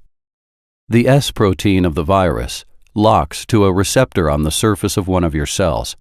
This can trigger the virus to enter the cell in a couple of ways. It may cause the virus to fuse with the cell surface, then release its genes into the cell. Or the cell may pull the virus inside by enclosing it in a sac. Once inside, the virus can fuse to the sac and release its genes. Next, the genes use a structure in your cell called a ribosome to make new copies of the virus. The new viruses travel to the surface of the cell. There, they leave to infect more cells. In the meantime, viral S proteins left on the surface of the infected cell can cause it to fuse with nearby healthy cells, forming a giant cell. This may be another way for the virus to spread between cells. People may be infected with COVID-19 for 2 to 14 days before symptoms appear. The three main symptoms of COVID-19 are a fever, cough, and shortness of breath. Other symptoms may include tiredness, body aches, stuffy nose, sore throat, diarrhea and vomiting, loss of appetite, and loss of smell. Most people have a mild illness and can recover at home. Some people who have the virus may not get sick at all or may show no symptoms. But if you have trouble breathing or any other symptoms that are severe, call your doctor or the emergency room. They will tell you what to do. For most people who have the virus, the risk for serious illness is thought to be low. People 65 years and older may have a higher risk for serious illness. And people of any age may be at high risk if they have underlying conditions, such as chronic lung disease or asthma, serious heart conditions, diabetes, severe obesity, chronic kidney disease, and liver disease. High-risk groups also include people with a weakened immune system, including those on certain medications, such as corticosteroids. जों दान्दिसे break होदोंमोन बेनि उनाव जों फैफिनबाय दा जोंनि दिनैनि हाबाफारियाव फैयै फैयै नै जों दा गेजेर ससे बारबाय दा जोंहा जागोन Hindi dance competition Hindi dance कम्पिटिशनाव जों दा गिबि गिबियावनो लेंहरनो सानदों बिनिमा बसुमतारी दा जोङो बिथांखौ रेडि जाना थानो थाखाय खावलाय हरग्रोबाय आरो हिन्दी डेन्स कम्पिटिशनाव during the time of Hindi dance competition and performance the viewers can like or give their vote बेखौ नोंथांमोना मिथिखागौ बिथांमोना भिउवार्सफोरा माबोरै भट होगोन बेखौ नोंथांमोना मिथिखागौ बे जागायनाय मोसाजेननाय जागायजेननायनिफ्राय जोबजासिम थामहिनबा मिउजिक दामनानै मिउजिक जोबजासिम मोसानाय बेखिनियावल' भटखौ होनो हागोन बेखौ नोंथांमोना मिथिखागौ आं बेखौ गोलावै बुंनो सानला दा लेंहरबाय गिबि गिबियावनो बिनिमा बसुमतारी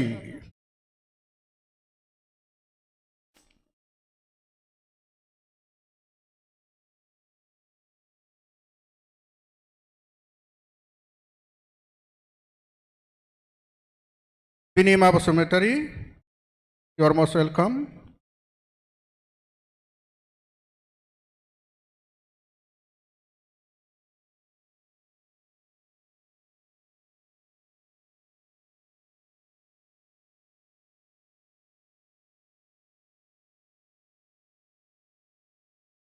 दा जों नोंथांखौ जेबो बुंनो होथ'लायलिया नङा होमबा दहायनोथ' बुंनो होखाबाय नङा होमबा भटखौ बोरै बिनांगौ बुंनो होखाबाय फार्स्टआवनो चान्स होखाबाय दा जों सेकेन्ड टाइम बुंनो होबावलायलिया दा नोंथाङा डाइरेक्टलि नोंथांनि मोसानायखौ दिन्थिफुंनो हासिगौ गोजोन्थों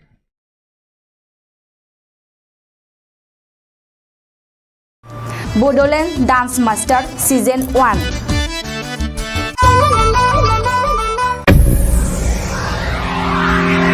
10, 9, 8, 7, 6, 5, 4, 3, 2, 1, 0.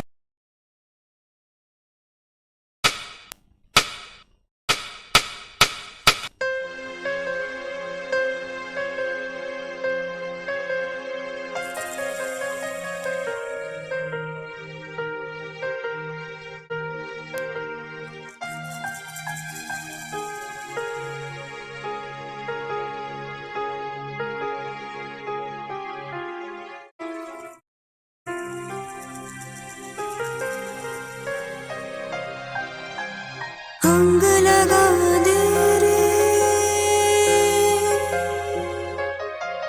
मोहे रंग लगा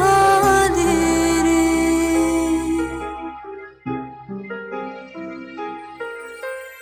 अंग लगा दे रे मोहे रंग लगा दे रे मैं तो तेरी जोगनिया तू जोग लगा दे रे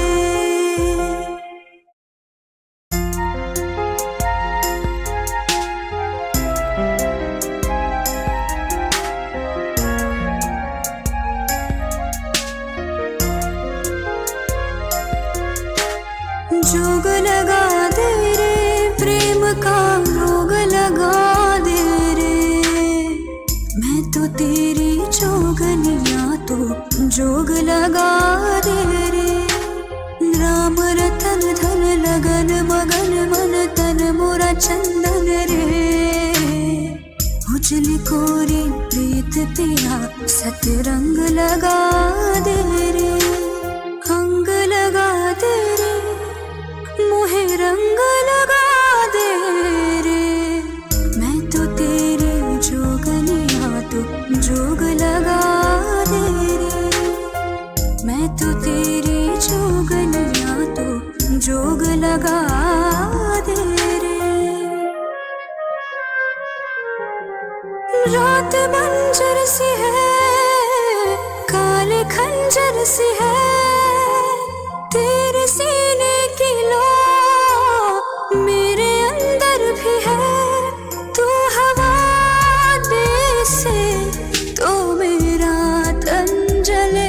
जला दे रे संग जला दे रे लगा दे रे मैं तो तेरी जोगनिया तो जोग लगा दे रे राम रतन धन लगन मगन मन तन मोरा चंदन रे उजली कोरी प्रीत पिया सतरंग लगा दे रे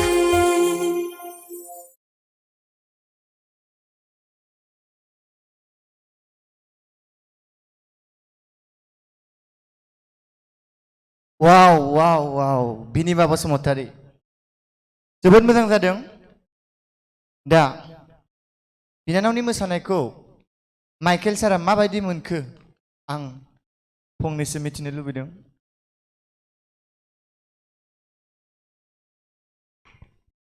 हेलौ हाय सर बिनिमा हेलौ मोसानायाथ' मोजाङानो गाज्रि जायाखै बे फुथुला मोननाया मानि थाखाय मोनबा एसे बाहायबावजागौमोनदां प्रप्सखौ जेबो नङा माखासे ग्लिटारिं एफेक्ट्स बाहायदों डान्सआ मोजां जादों स्मुथ थांदों एक्सप्रेसनाबो थिगानो दं कन्टेम्परारि स्टाइल एसे मिक्स खालामदोंथ' नोङो दा जोंनि आखायावथ' गैया जाहैबाय जेबो पाब्लिकनि आखायावसो जाहैसिगोन स' एनिवेज अल द बेस्ट फाइनालाव थांनोबो मोजां बेयाव आरो फाइनालावथ' बहुत कम्पिटिसना स्ट्रं जागोनथ'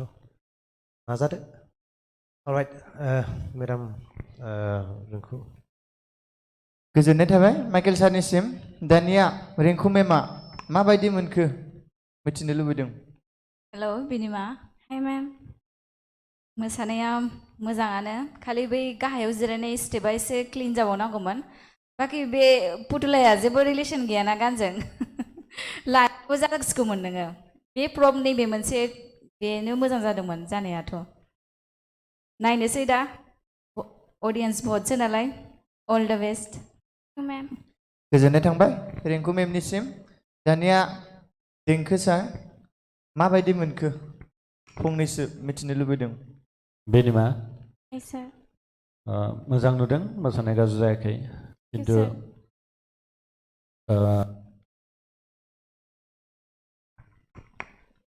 कन्टेम्परारि स्टाइल दा बेवहाय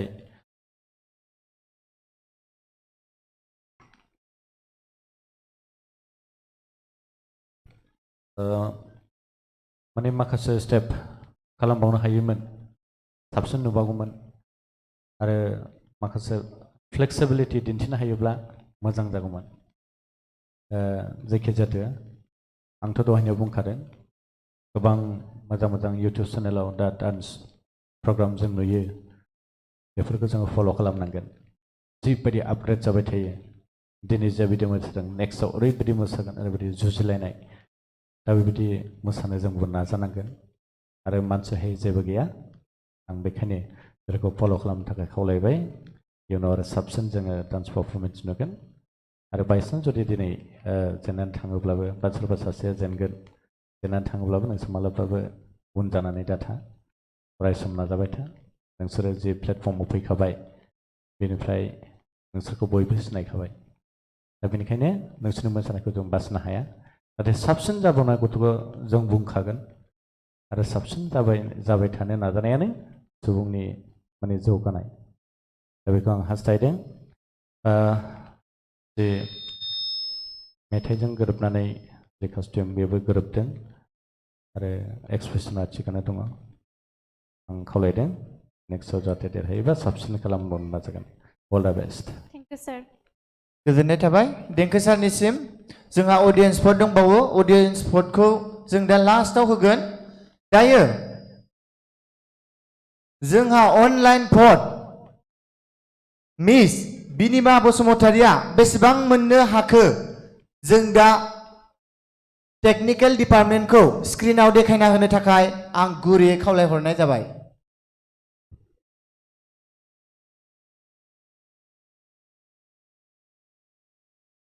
$68 वाव बिनिमा बसुमतारी गोबारैनो आखाइ खबनानै हो बिनानाव बिनिमा बसुमतारीखौ दा गावनि मासियाव जिरायहैफिननो थाखाय आं खावलायबाय दायो जोंहा नेक्स्ट बादायारि दंबावो जों दा दान्दिसे ब्रेक होथ'नाय जाबाय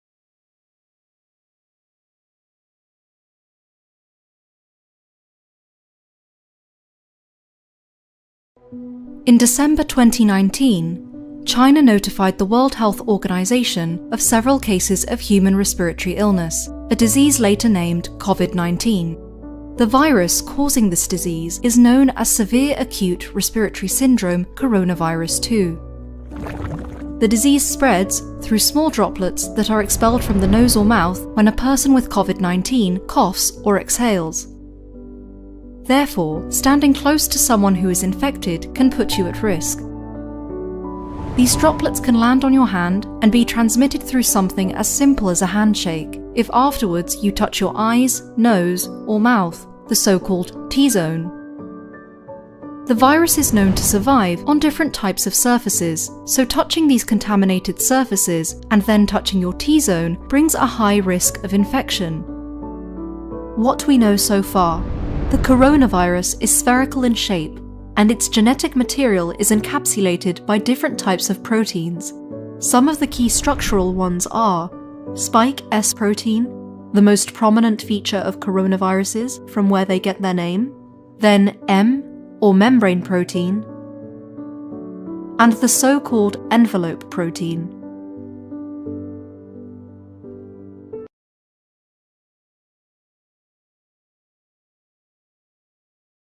COVID-19 is the short name for the disease known as Novel Coronavirus Disease 2019. Coronaviruses are a large group of similar viruses. Some are known to infect humans, such as SARS-CoV and MERS-CoV. The one that causes COVID-19 is called SARS-CoV-2. All coronaviruses are named for the crown-like spikes that cover their surface, called spike or S proteins. Inside the virus, genetic material called RNA is made up of genes. Genes carry the information to make more copies of the virus. The virus can infect you if it enters your mouth, nose, or lungs. Inside your body, the S protein of the virus locks to a receptor on the surface of one of your cells. This can trigger the virus to enter the cell in a couple of ways. It may cause the virus to fuse with the cell surface, then release its genes into the cell. Or the cell may pull the virus inside by enclosing it in a sac. Once inside, the virus can fuse to the sac and release its genes. Next, the genes use a structure in your cell called a ribosome to make new copies of the virus. The new viruses travel to the surface of the cell. There, they leave to infect more cells. In the meantime, viral S proteins left on the surface of the infected cell can cause it to fuse with nearby healthy cells, forming a giant cell.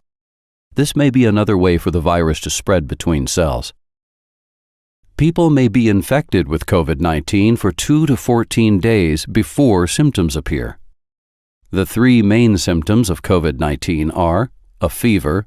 cough, and short. BODOLAND Dance Master Season 1.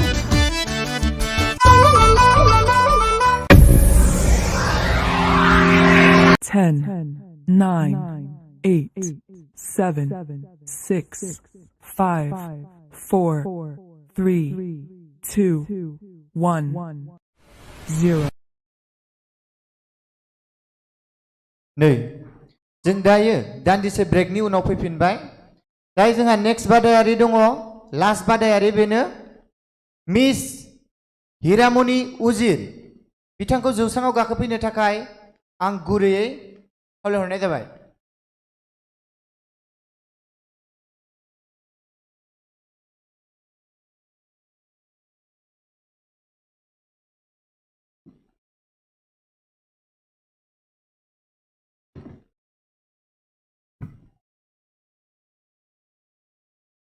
सिगाङावनो जोंहा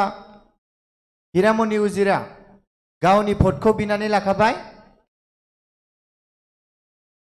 दायो बिनानावनो जों जौसांखौ दान्दिसे सम गथायना होनाय जाबाय technical डिपार्टमेन्टखौ आं खावलायहरबाय जाहाथे मेथाइखौ थाबैनो प्ले खालामनानै होयो अल द बेस्ट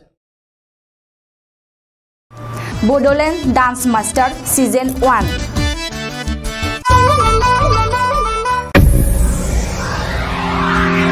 10, 9, 8, 7, 6, 5, 4, 3, 2, 1, 0.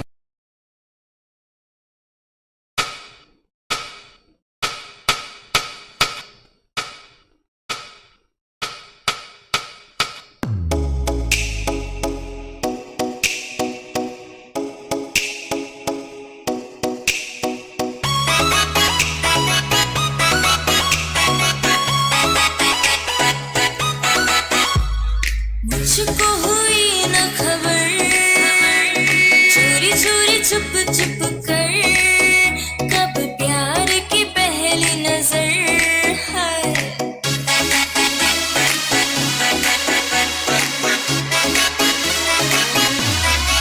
मुझको हुई न खबर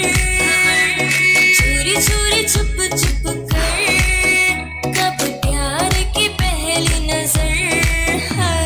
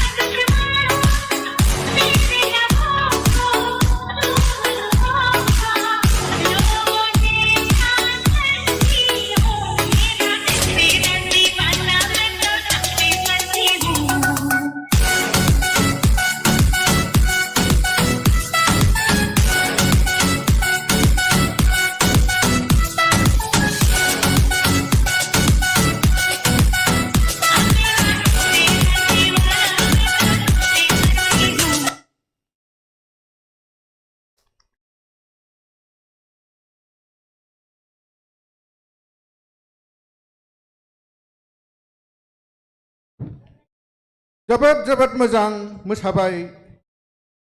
हिन्दी डेन्स नांलाया ने दै आदसा थ' जोबोद मोजां मोसानाय बायदि मोनदों आंथ' राम जाने दै मा जागोन बा दिनै आदसा रिंकु मेम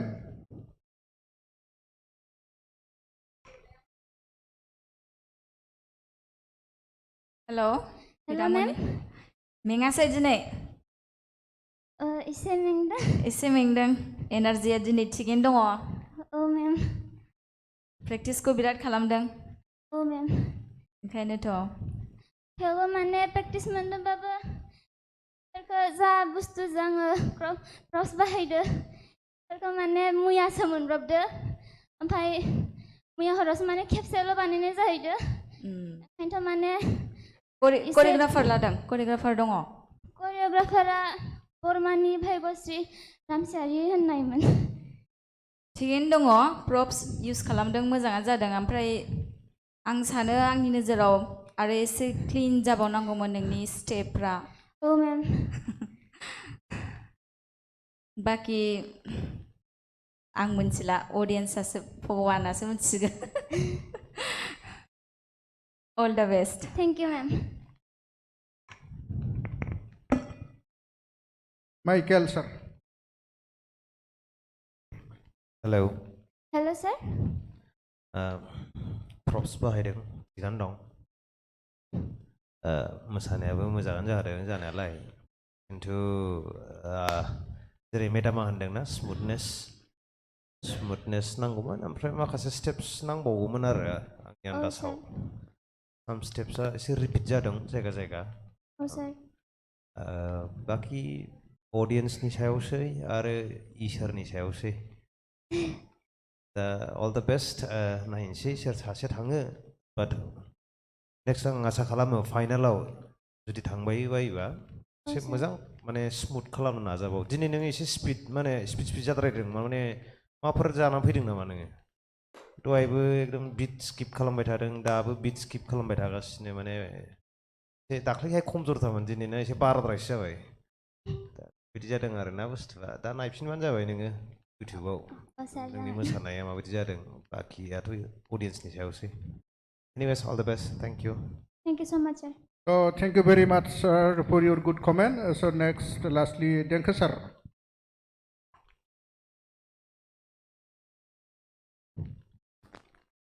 हेलौ सर हेलौ मेथाइ आंनिब्ला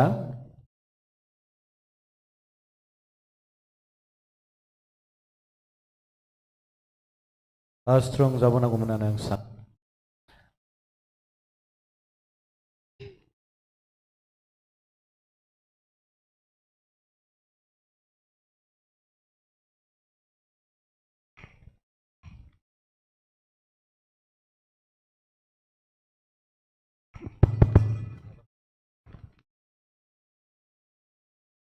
हेलौ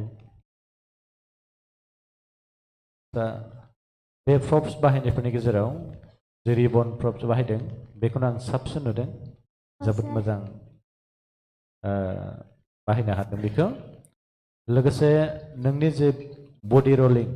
बेखौ आं जोबोद मोजां नुयो आरो बिदिनो साबसिन खालामबावनो नाजा आरो जे डान्स स्टेपफ्रा एसे क्लिन जाबोनांगौमोन बेखौ गोसोआव लाखिदो आरो स्मुथनेस खालामनो नाजादो बेखौ गोसोआव लाखि आरो एक्सप्रेसनखौथ' बुंनो नांखाया इयुनाव देरहाबायोब्ला आरो साबसिन खालामगोन आरो देरहायाब्लाबो बिदिनो अराय सम नाजाबाय थागोन आरो साबसिन खालामनो नाजागोन बेखौ हास्थायबाय अल द बेस्ट so गोजोननाय थाबाय देंखो सारनिसिमबो जोंबो लोगोसेयैनो एंकर बिथांमोननिफ्रायबो जोंनि दिनैनि मोसाखावरि बिथांमोननिसिम गसाइनिसिम आर'ज गाबबाय जाहाथे मोजाङै भटफोरखौ मोनो जों दान्दिसे उनाव डिक्लेयार खालामगोन दा जोङो बिथां हिरामनि उजिरनि भट अनलाइन भटआ बेसे फैखो बेसे मोनखो बेखौ जों मिथिनो लुबैबाय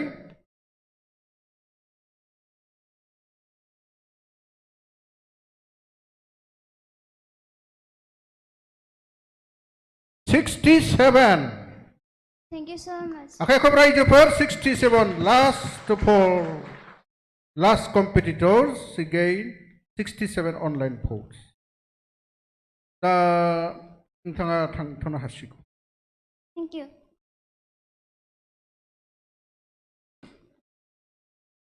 दानिया जों जोबनाय फारसे आगान सुरबाय.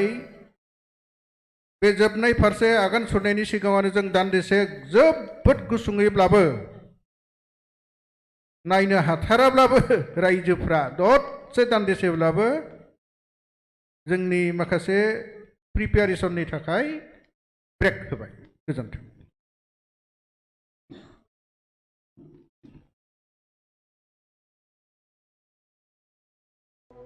In December 2019, China notified the World Health Organization of several cases of human respiratory illness, a disease later named COVID-19. The virus causing this disease is known as severe acute respiratory syndrome coronavirus 2. The disease spreads through small droplets that are expelled from the nose or mouth when a person with COVID-19 coughs or exhales. Therefore, standing close to someone who is infected can put you at risk. These droplets can land on your hand and be transmitted through something as simple as a handshake if afterwards you touch your eyes, nose, or mouth, the so-called T-zone.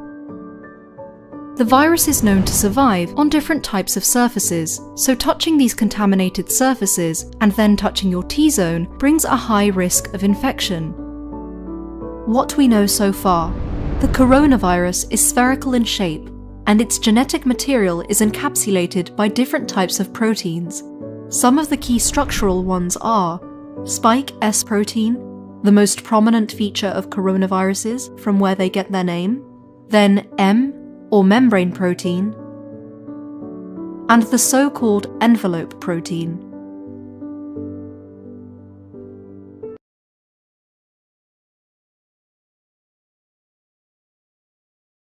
COVID-19 is the short name for the disease known as Novel Coronavirus Disease 2019. Coronaviruses are a large group of similar viruses. Some are known to infect humans, such as SARS-CoV and MERS-CoV. The one that causes COVID-19 is called SARS-CoV-2. All coronaviruses are named for the crown-like spikes that cover their surface, called spike or S proteins. Inside the virus, genetic material called RNA is made up of genes. Genes carry the information to make more copies of the virus. The virus can infect you if it enters your mouth, nose, or lungs. Inside your body, the S protein of the virus locks to a receptor on the surface of one of your cells. This can trigger the virus to enter the cell in a couple of ways. It may cause the virus to fuse with the cell surface, then release its genes into the cell. Or the cell may pull the virus inside by enclosing it in a sac. Once inside, the virus can fuse to the sac and release its genes. Next, the genes use a structure in your cell called a ribosome to make new copies of the virus. The new viruses travel to the surface of the cell. There, they leave to infect more cells. In the meantime, viral S proteins left on the surface of the infected cell can cause it to fuse with nearby healthy cells, forming a giant cell. This may be another way for the virus to spread between cells. People may be infected with COVID-19 for 2 to 14 days before symptoms appear. The three main symptoms of COVID-19 are a fever, cough, and shortness of breath. Other symptoms may include tiredness, body aches, stuffy nose, sore throat, diarrhea and vomiting, loss of appetite, and loss of smell. Most people have a mild illness and can recover at home. Some people who have the virus may not get sick at all or may show no symptoms. But if you have trouble breathing or any other symptoms that are severe, call your doctor or the emergency room. They will tell you what to do. For most people who have the virus, the risk for serious illness is thought to be low. People 65 years and older may have a higher risk for serious illness. And people of any age may be a BODOLAND Dance Master Season 1.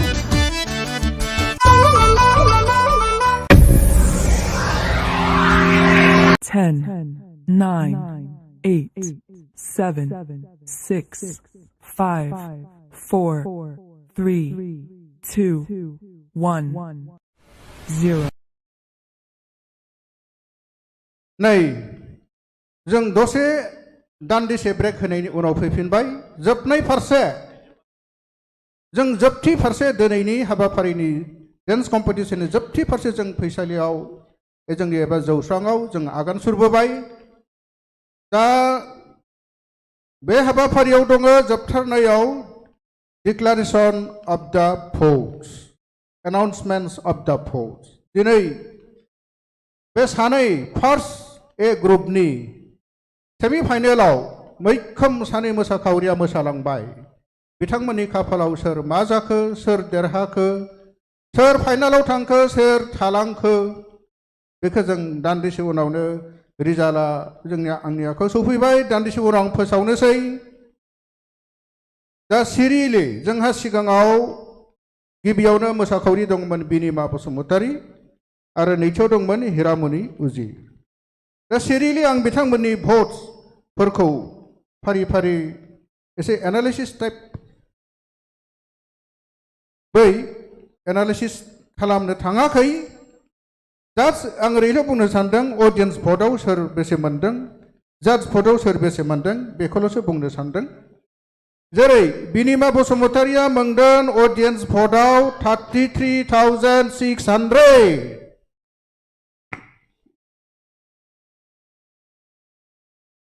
दा जोङो बे रिजाल्टखौ आं दसे एसेल' बुंग्रोना दोनबाय इन्टारेस्टिंनि थाखाय दा जोङो बेनि सिगाङावनो डिक्लारेशन होनायनि सिगाङावनो जोङो जाज बिथांमोनखौ लेंहरग्रोबाय जाज साथाम सार मेडाम बिथांमोनखौ जों लेंहरग्रोबाय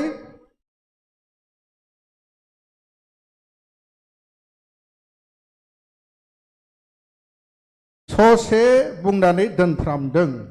बुंजोबनो थाङा नाथाय ओंथि गोनाङैसो बुंगोन डिक्लारेशनखौ होगोन बेनिफ्राय लेंहरदों आङो पार्टिसिपेन्ट सानै बिनिमा बसुमतारी आरो हिरामनि उजि बिथांमोनखौबो जौस्राङाव लेंहरबाय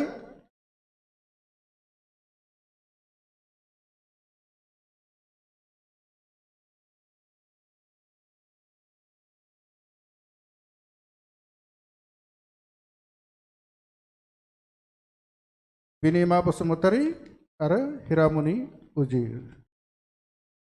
बेनि उनाव लेंहरनो सानदों जोंनि आलासि दिनैनि आलासि बिथां सनाश्री दैमारी बिथांखौबो जों लेंहरबाय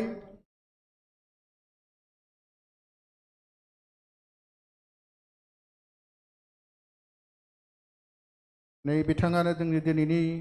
मानगोनां आलासिमोन बेनि उनाव दायो जोबथारनायाव जोंनि दिनैनि बे सामलायगिरि बे आफादनि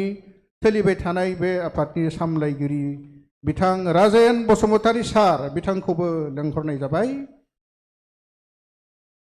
गोजोननाय थाबाय राजेन बसुमतारी सार बयनिसिमबो हामलायनाय होदों जे दिनै बड'लेण्ड डान्स मास्टार सिजन 1 नि ए ग्रुपनि सेमि फाइनाल हाबाफारि आरो दिनैनि बे हाबाफारियाव बाहागो लाफैदों हिरामनि उजिर आरो बिनिमा बसुमतारी बिथांमोन सानैखौ रायजो राजाया नुनो मोनखाबाय माबायदि मोसादों आरो बिथांमोननो बेसेबां भटफोरखौ अनलाइनाव बे अलरेडि स्क्रिनाव डिसक्ल'ज जाबाय आरो बेखौ नुबाय दा जों नेनानै दङ अडियेन्स भट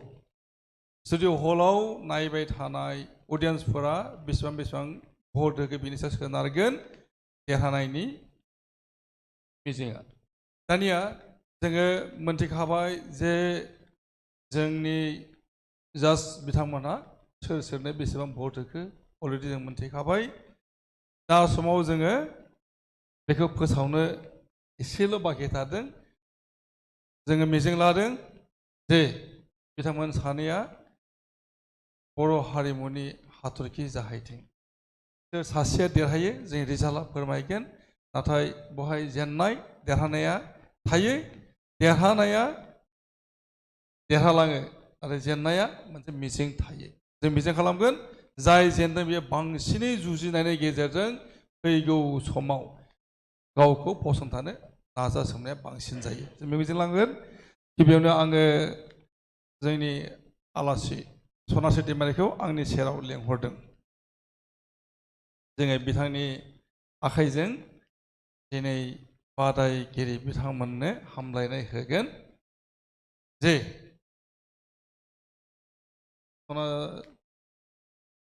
सनास्रि दैमारि एसे बुंबाय जे सनास्रि दैमारिया मा आं दहाय गिबि समाव सिनायथिखौ होनो हाजोबाखैमोन जाहोना जाहैबाय जोंहा सम गैया आरो दा जोबनाय समाव आं फोरमायनो लुबैबाय जि बाथ्राखौ बिथाङा गावनि खुगाजों बुंथियाखै सनास्रि दैमारि जाहैबाय बर'नि हारिमुनि थिलि दुधनैनि मेजेंपारा गामिनि सासे मोसाखावरि मेजेंपारा गामिखौ बयबो मिथिगौ बर' हारिनि हारिमुनि उथुमाय होननानै मानो होननानै बुङोब्ला भारतनि बायजो हादोराव हांख्राय जाजेननाय ख्रिस्टि दोलो रासियाव हांख्रायहरदोंमोन 1987 इं मायथाइयाव बेनो गिबिसिन बर' जाथि हिसाबै हांख्राय जाहरजेनदोंमोन मोसानायाव बाहागो लानो थाखाय रासियायाव नाथाय जोबोद दुखुनि बाथ्रा बै समनि असम गण परिषद सरकारा बर'नि मोसाखावरि थान्दै हानजाया बायजो हादोराव मोसाहैयोब्ला आसामाव बर'फोरखौसो सिनायगोन होननानै भिसा होआखैमोन पासपर्ट होआखै जायनि थाखाय मोसाहैनो मोनाखै बिनिस्लाय बिहु डेन्स मोनसे पार्टिखौ दैथायहरनाय जादोंमोन रासियायाव आरो बे बिहु डेन्स पार्टिया मोसाहैनानै भारतनि आसामनि मान सन्मानखौ सेस खालामबोदोंमोन मानो होननानै बुङोब्ला रासियायाव जाय हारिनि सोदोमस्रि जाय हारिनि हारिमुखौ मिन्थिनो लुबैनानै हांख्रायहरदोंमोन बै बिथांमोनखौ नुयैयाव जोबोद खुद्रिनाय जादोंमोन लोगोसेनो बानबुं थिदोंमोन जे बिहु डेन्सआ सेक्सि डेन्स बेबायदि आर्गुमेन्ट होदोंमन दा बे जोंनि थाखाय मोनसे गोग्गानाय बै मेजेंपारा गामिनि सासे सिख्ला देलें सनास्रि दैमारि जोबोद नायनो समायना जोबोद अनसुलि आरो बिथांनि थाखाय गोबाङा खांग्रा खुलुब जालांदों बिथाङा मख'आखै दासिमबो बिथाङा गोबां साहाखौ जावलिया खालामो नङा होनब्ला नाथाय मा खालामनो बिथाङा राहा गैया मानोना सोरबा सासेनि दौलेङाव बिथाङा हानानै दोनजादों नङासै बिथां सनास्रि दैमारिखौ जों दिनै बेवहाय मोननो हानानै जोबोद खुसि आरो गोबां बाथ्रा मिथिनांगौ दङ जों लानानै फैगोन सानसे बड'लेण्ड इंखं टेलिभिसननि मोगा मोगि हाबाफारियाव सनास्रि दैमारिनि गोसो सिंनि बाथ्रा बेखौ खोथा होबाय जबान होबाय दा समाव जोङो दिनै बे जौसाङाव मोसानो बादायफैनाय हेरामनि उजिरनो जोङो हामलायलाय होनो नागिरदों हामलायलाय आरो मोनसे ट्रफि जोङो गथायग्रोगोन बिनि उनाव जोङो रिजाल्टखौ होनोसै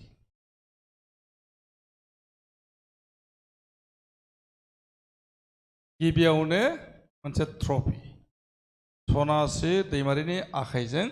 हेरामनि उजिरनो हेरामनि उजिर आवगायबो क्लेप्स जोबोद मोजां मोसादों जोबोद मोजां आरो दिनै जाज बिथांमोनहा मानिदों बुंथिनांगौ दङ हेरामनि उजिरा बेवहाय दिनैसिमाव खेबब्रै मोसाथिफैबाय थांनाय खेबथामाव हां थोनो थोनो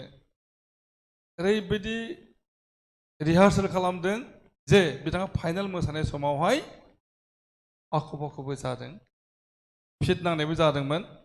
नाथाय दिनै बिथाङा जोबोद मोजाङै जोबोद राफोदै बे मोसाफैनो हादों आरो गावनि इयुनखौ लाखिलांबाय थानाय जबान लादों होननानै जों मिजिं खालामदों आरो बिथाङा उन समाव साबसिन हामसिन मोसानायनि गेजेरजों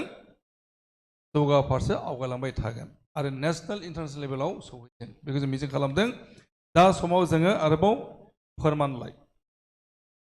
बिथांनिसिम जोङो गांसे फोरमानलाइ होनाय जादों आरो बे फोरमानलाइखौबो सनास्रि दैमारिनि आखाइजों जों गथायनोसै आवगायबो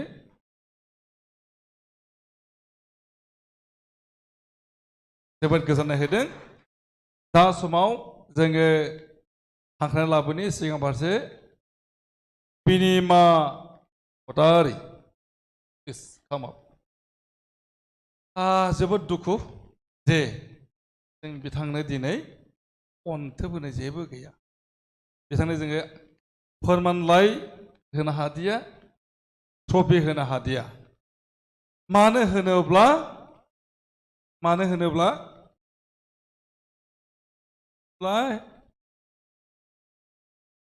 बिनिमा बसुमतारिया दिनैनि कम्पिटिशनाव सिलेक्शन जाबाय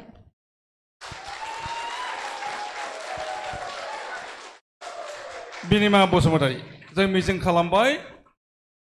फैगौ फाइनेलाव बिथाङा मोजांथार मोसानायनि गेजेरजों चेम्पियन जाहैथों गोजोन्थों खुलुमबाय हामलायनाय होबाय बयनिसिमबो आरो बेखिनि समनि गेजेराव जोंनि दिनैनि बड'लेण्ड डान्स मास्टार सिजन 1 नि सेमि फाइनालनि ए ग्रुपनि मोसानाय बादायलायनाय हाबाफारिबो जोब्बाय गोजोन्थों खुलुमबाय थेंक इउ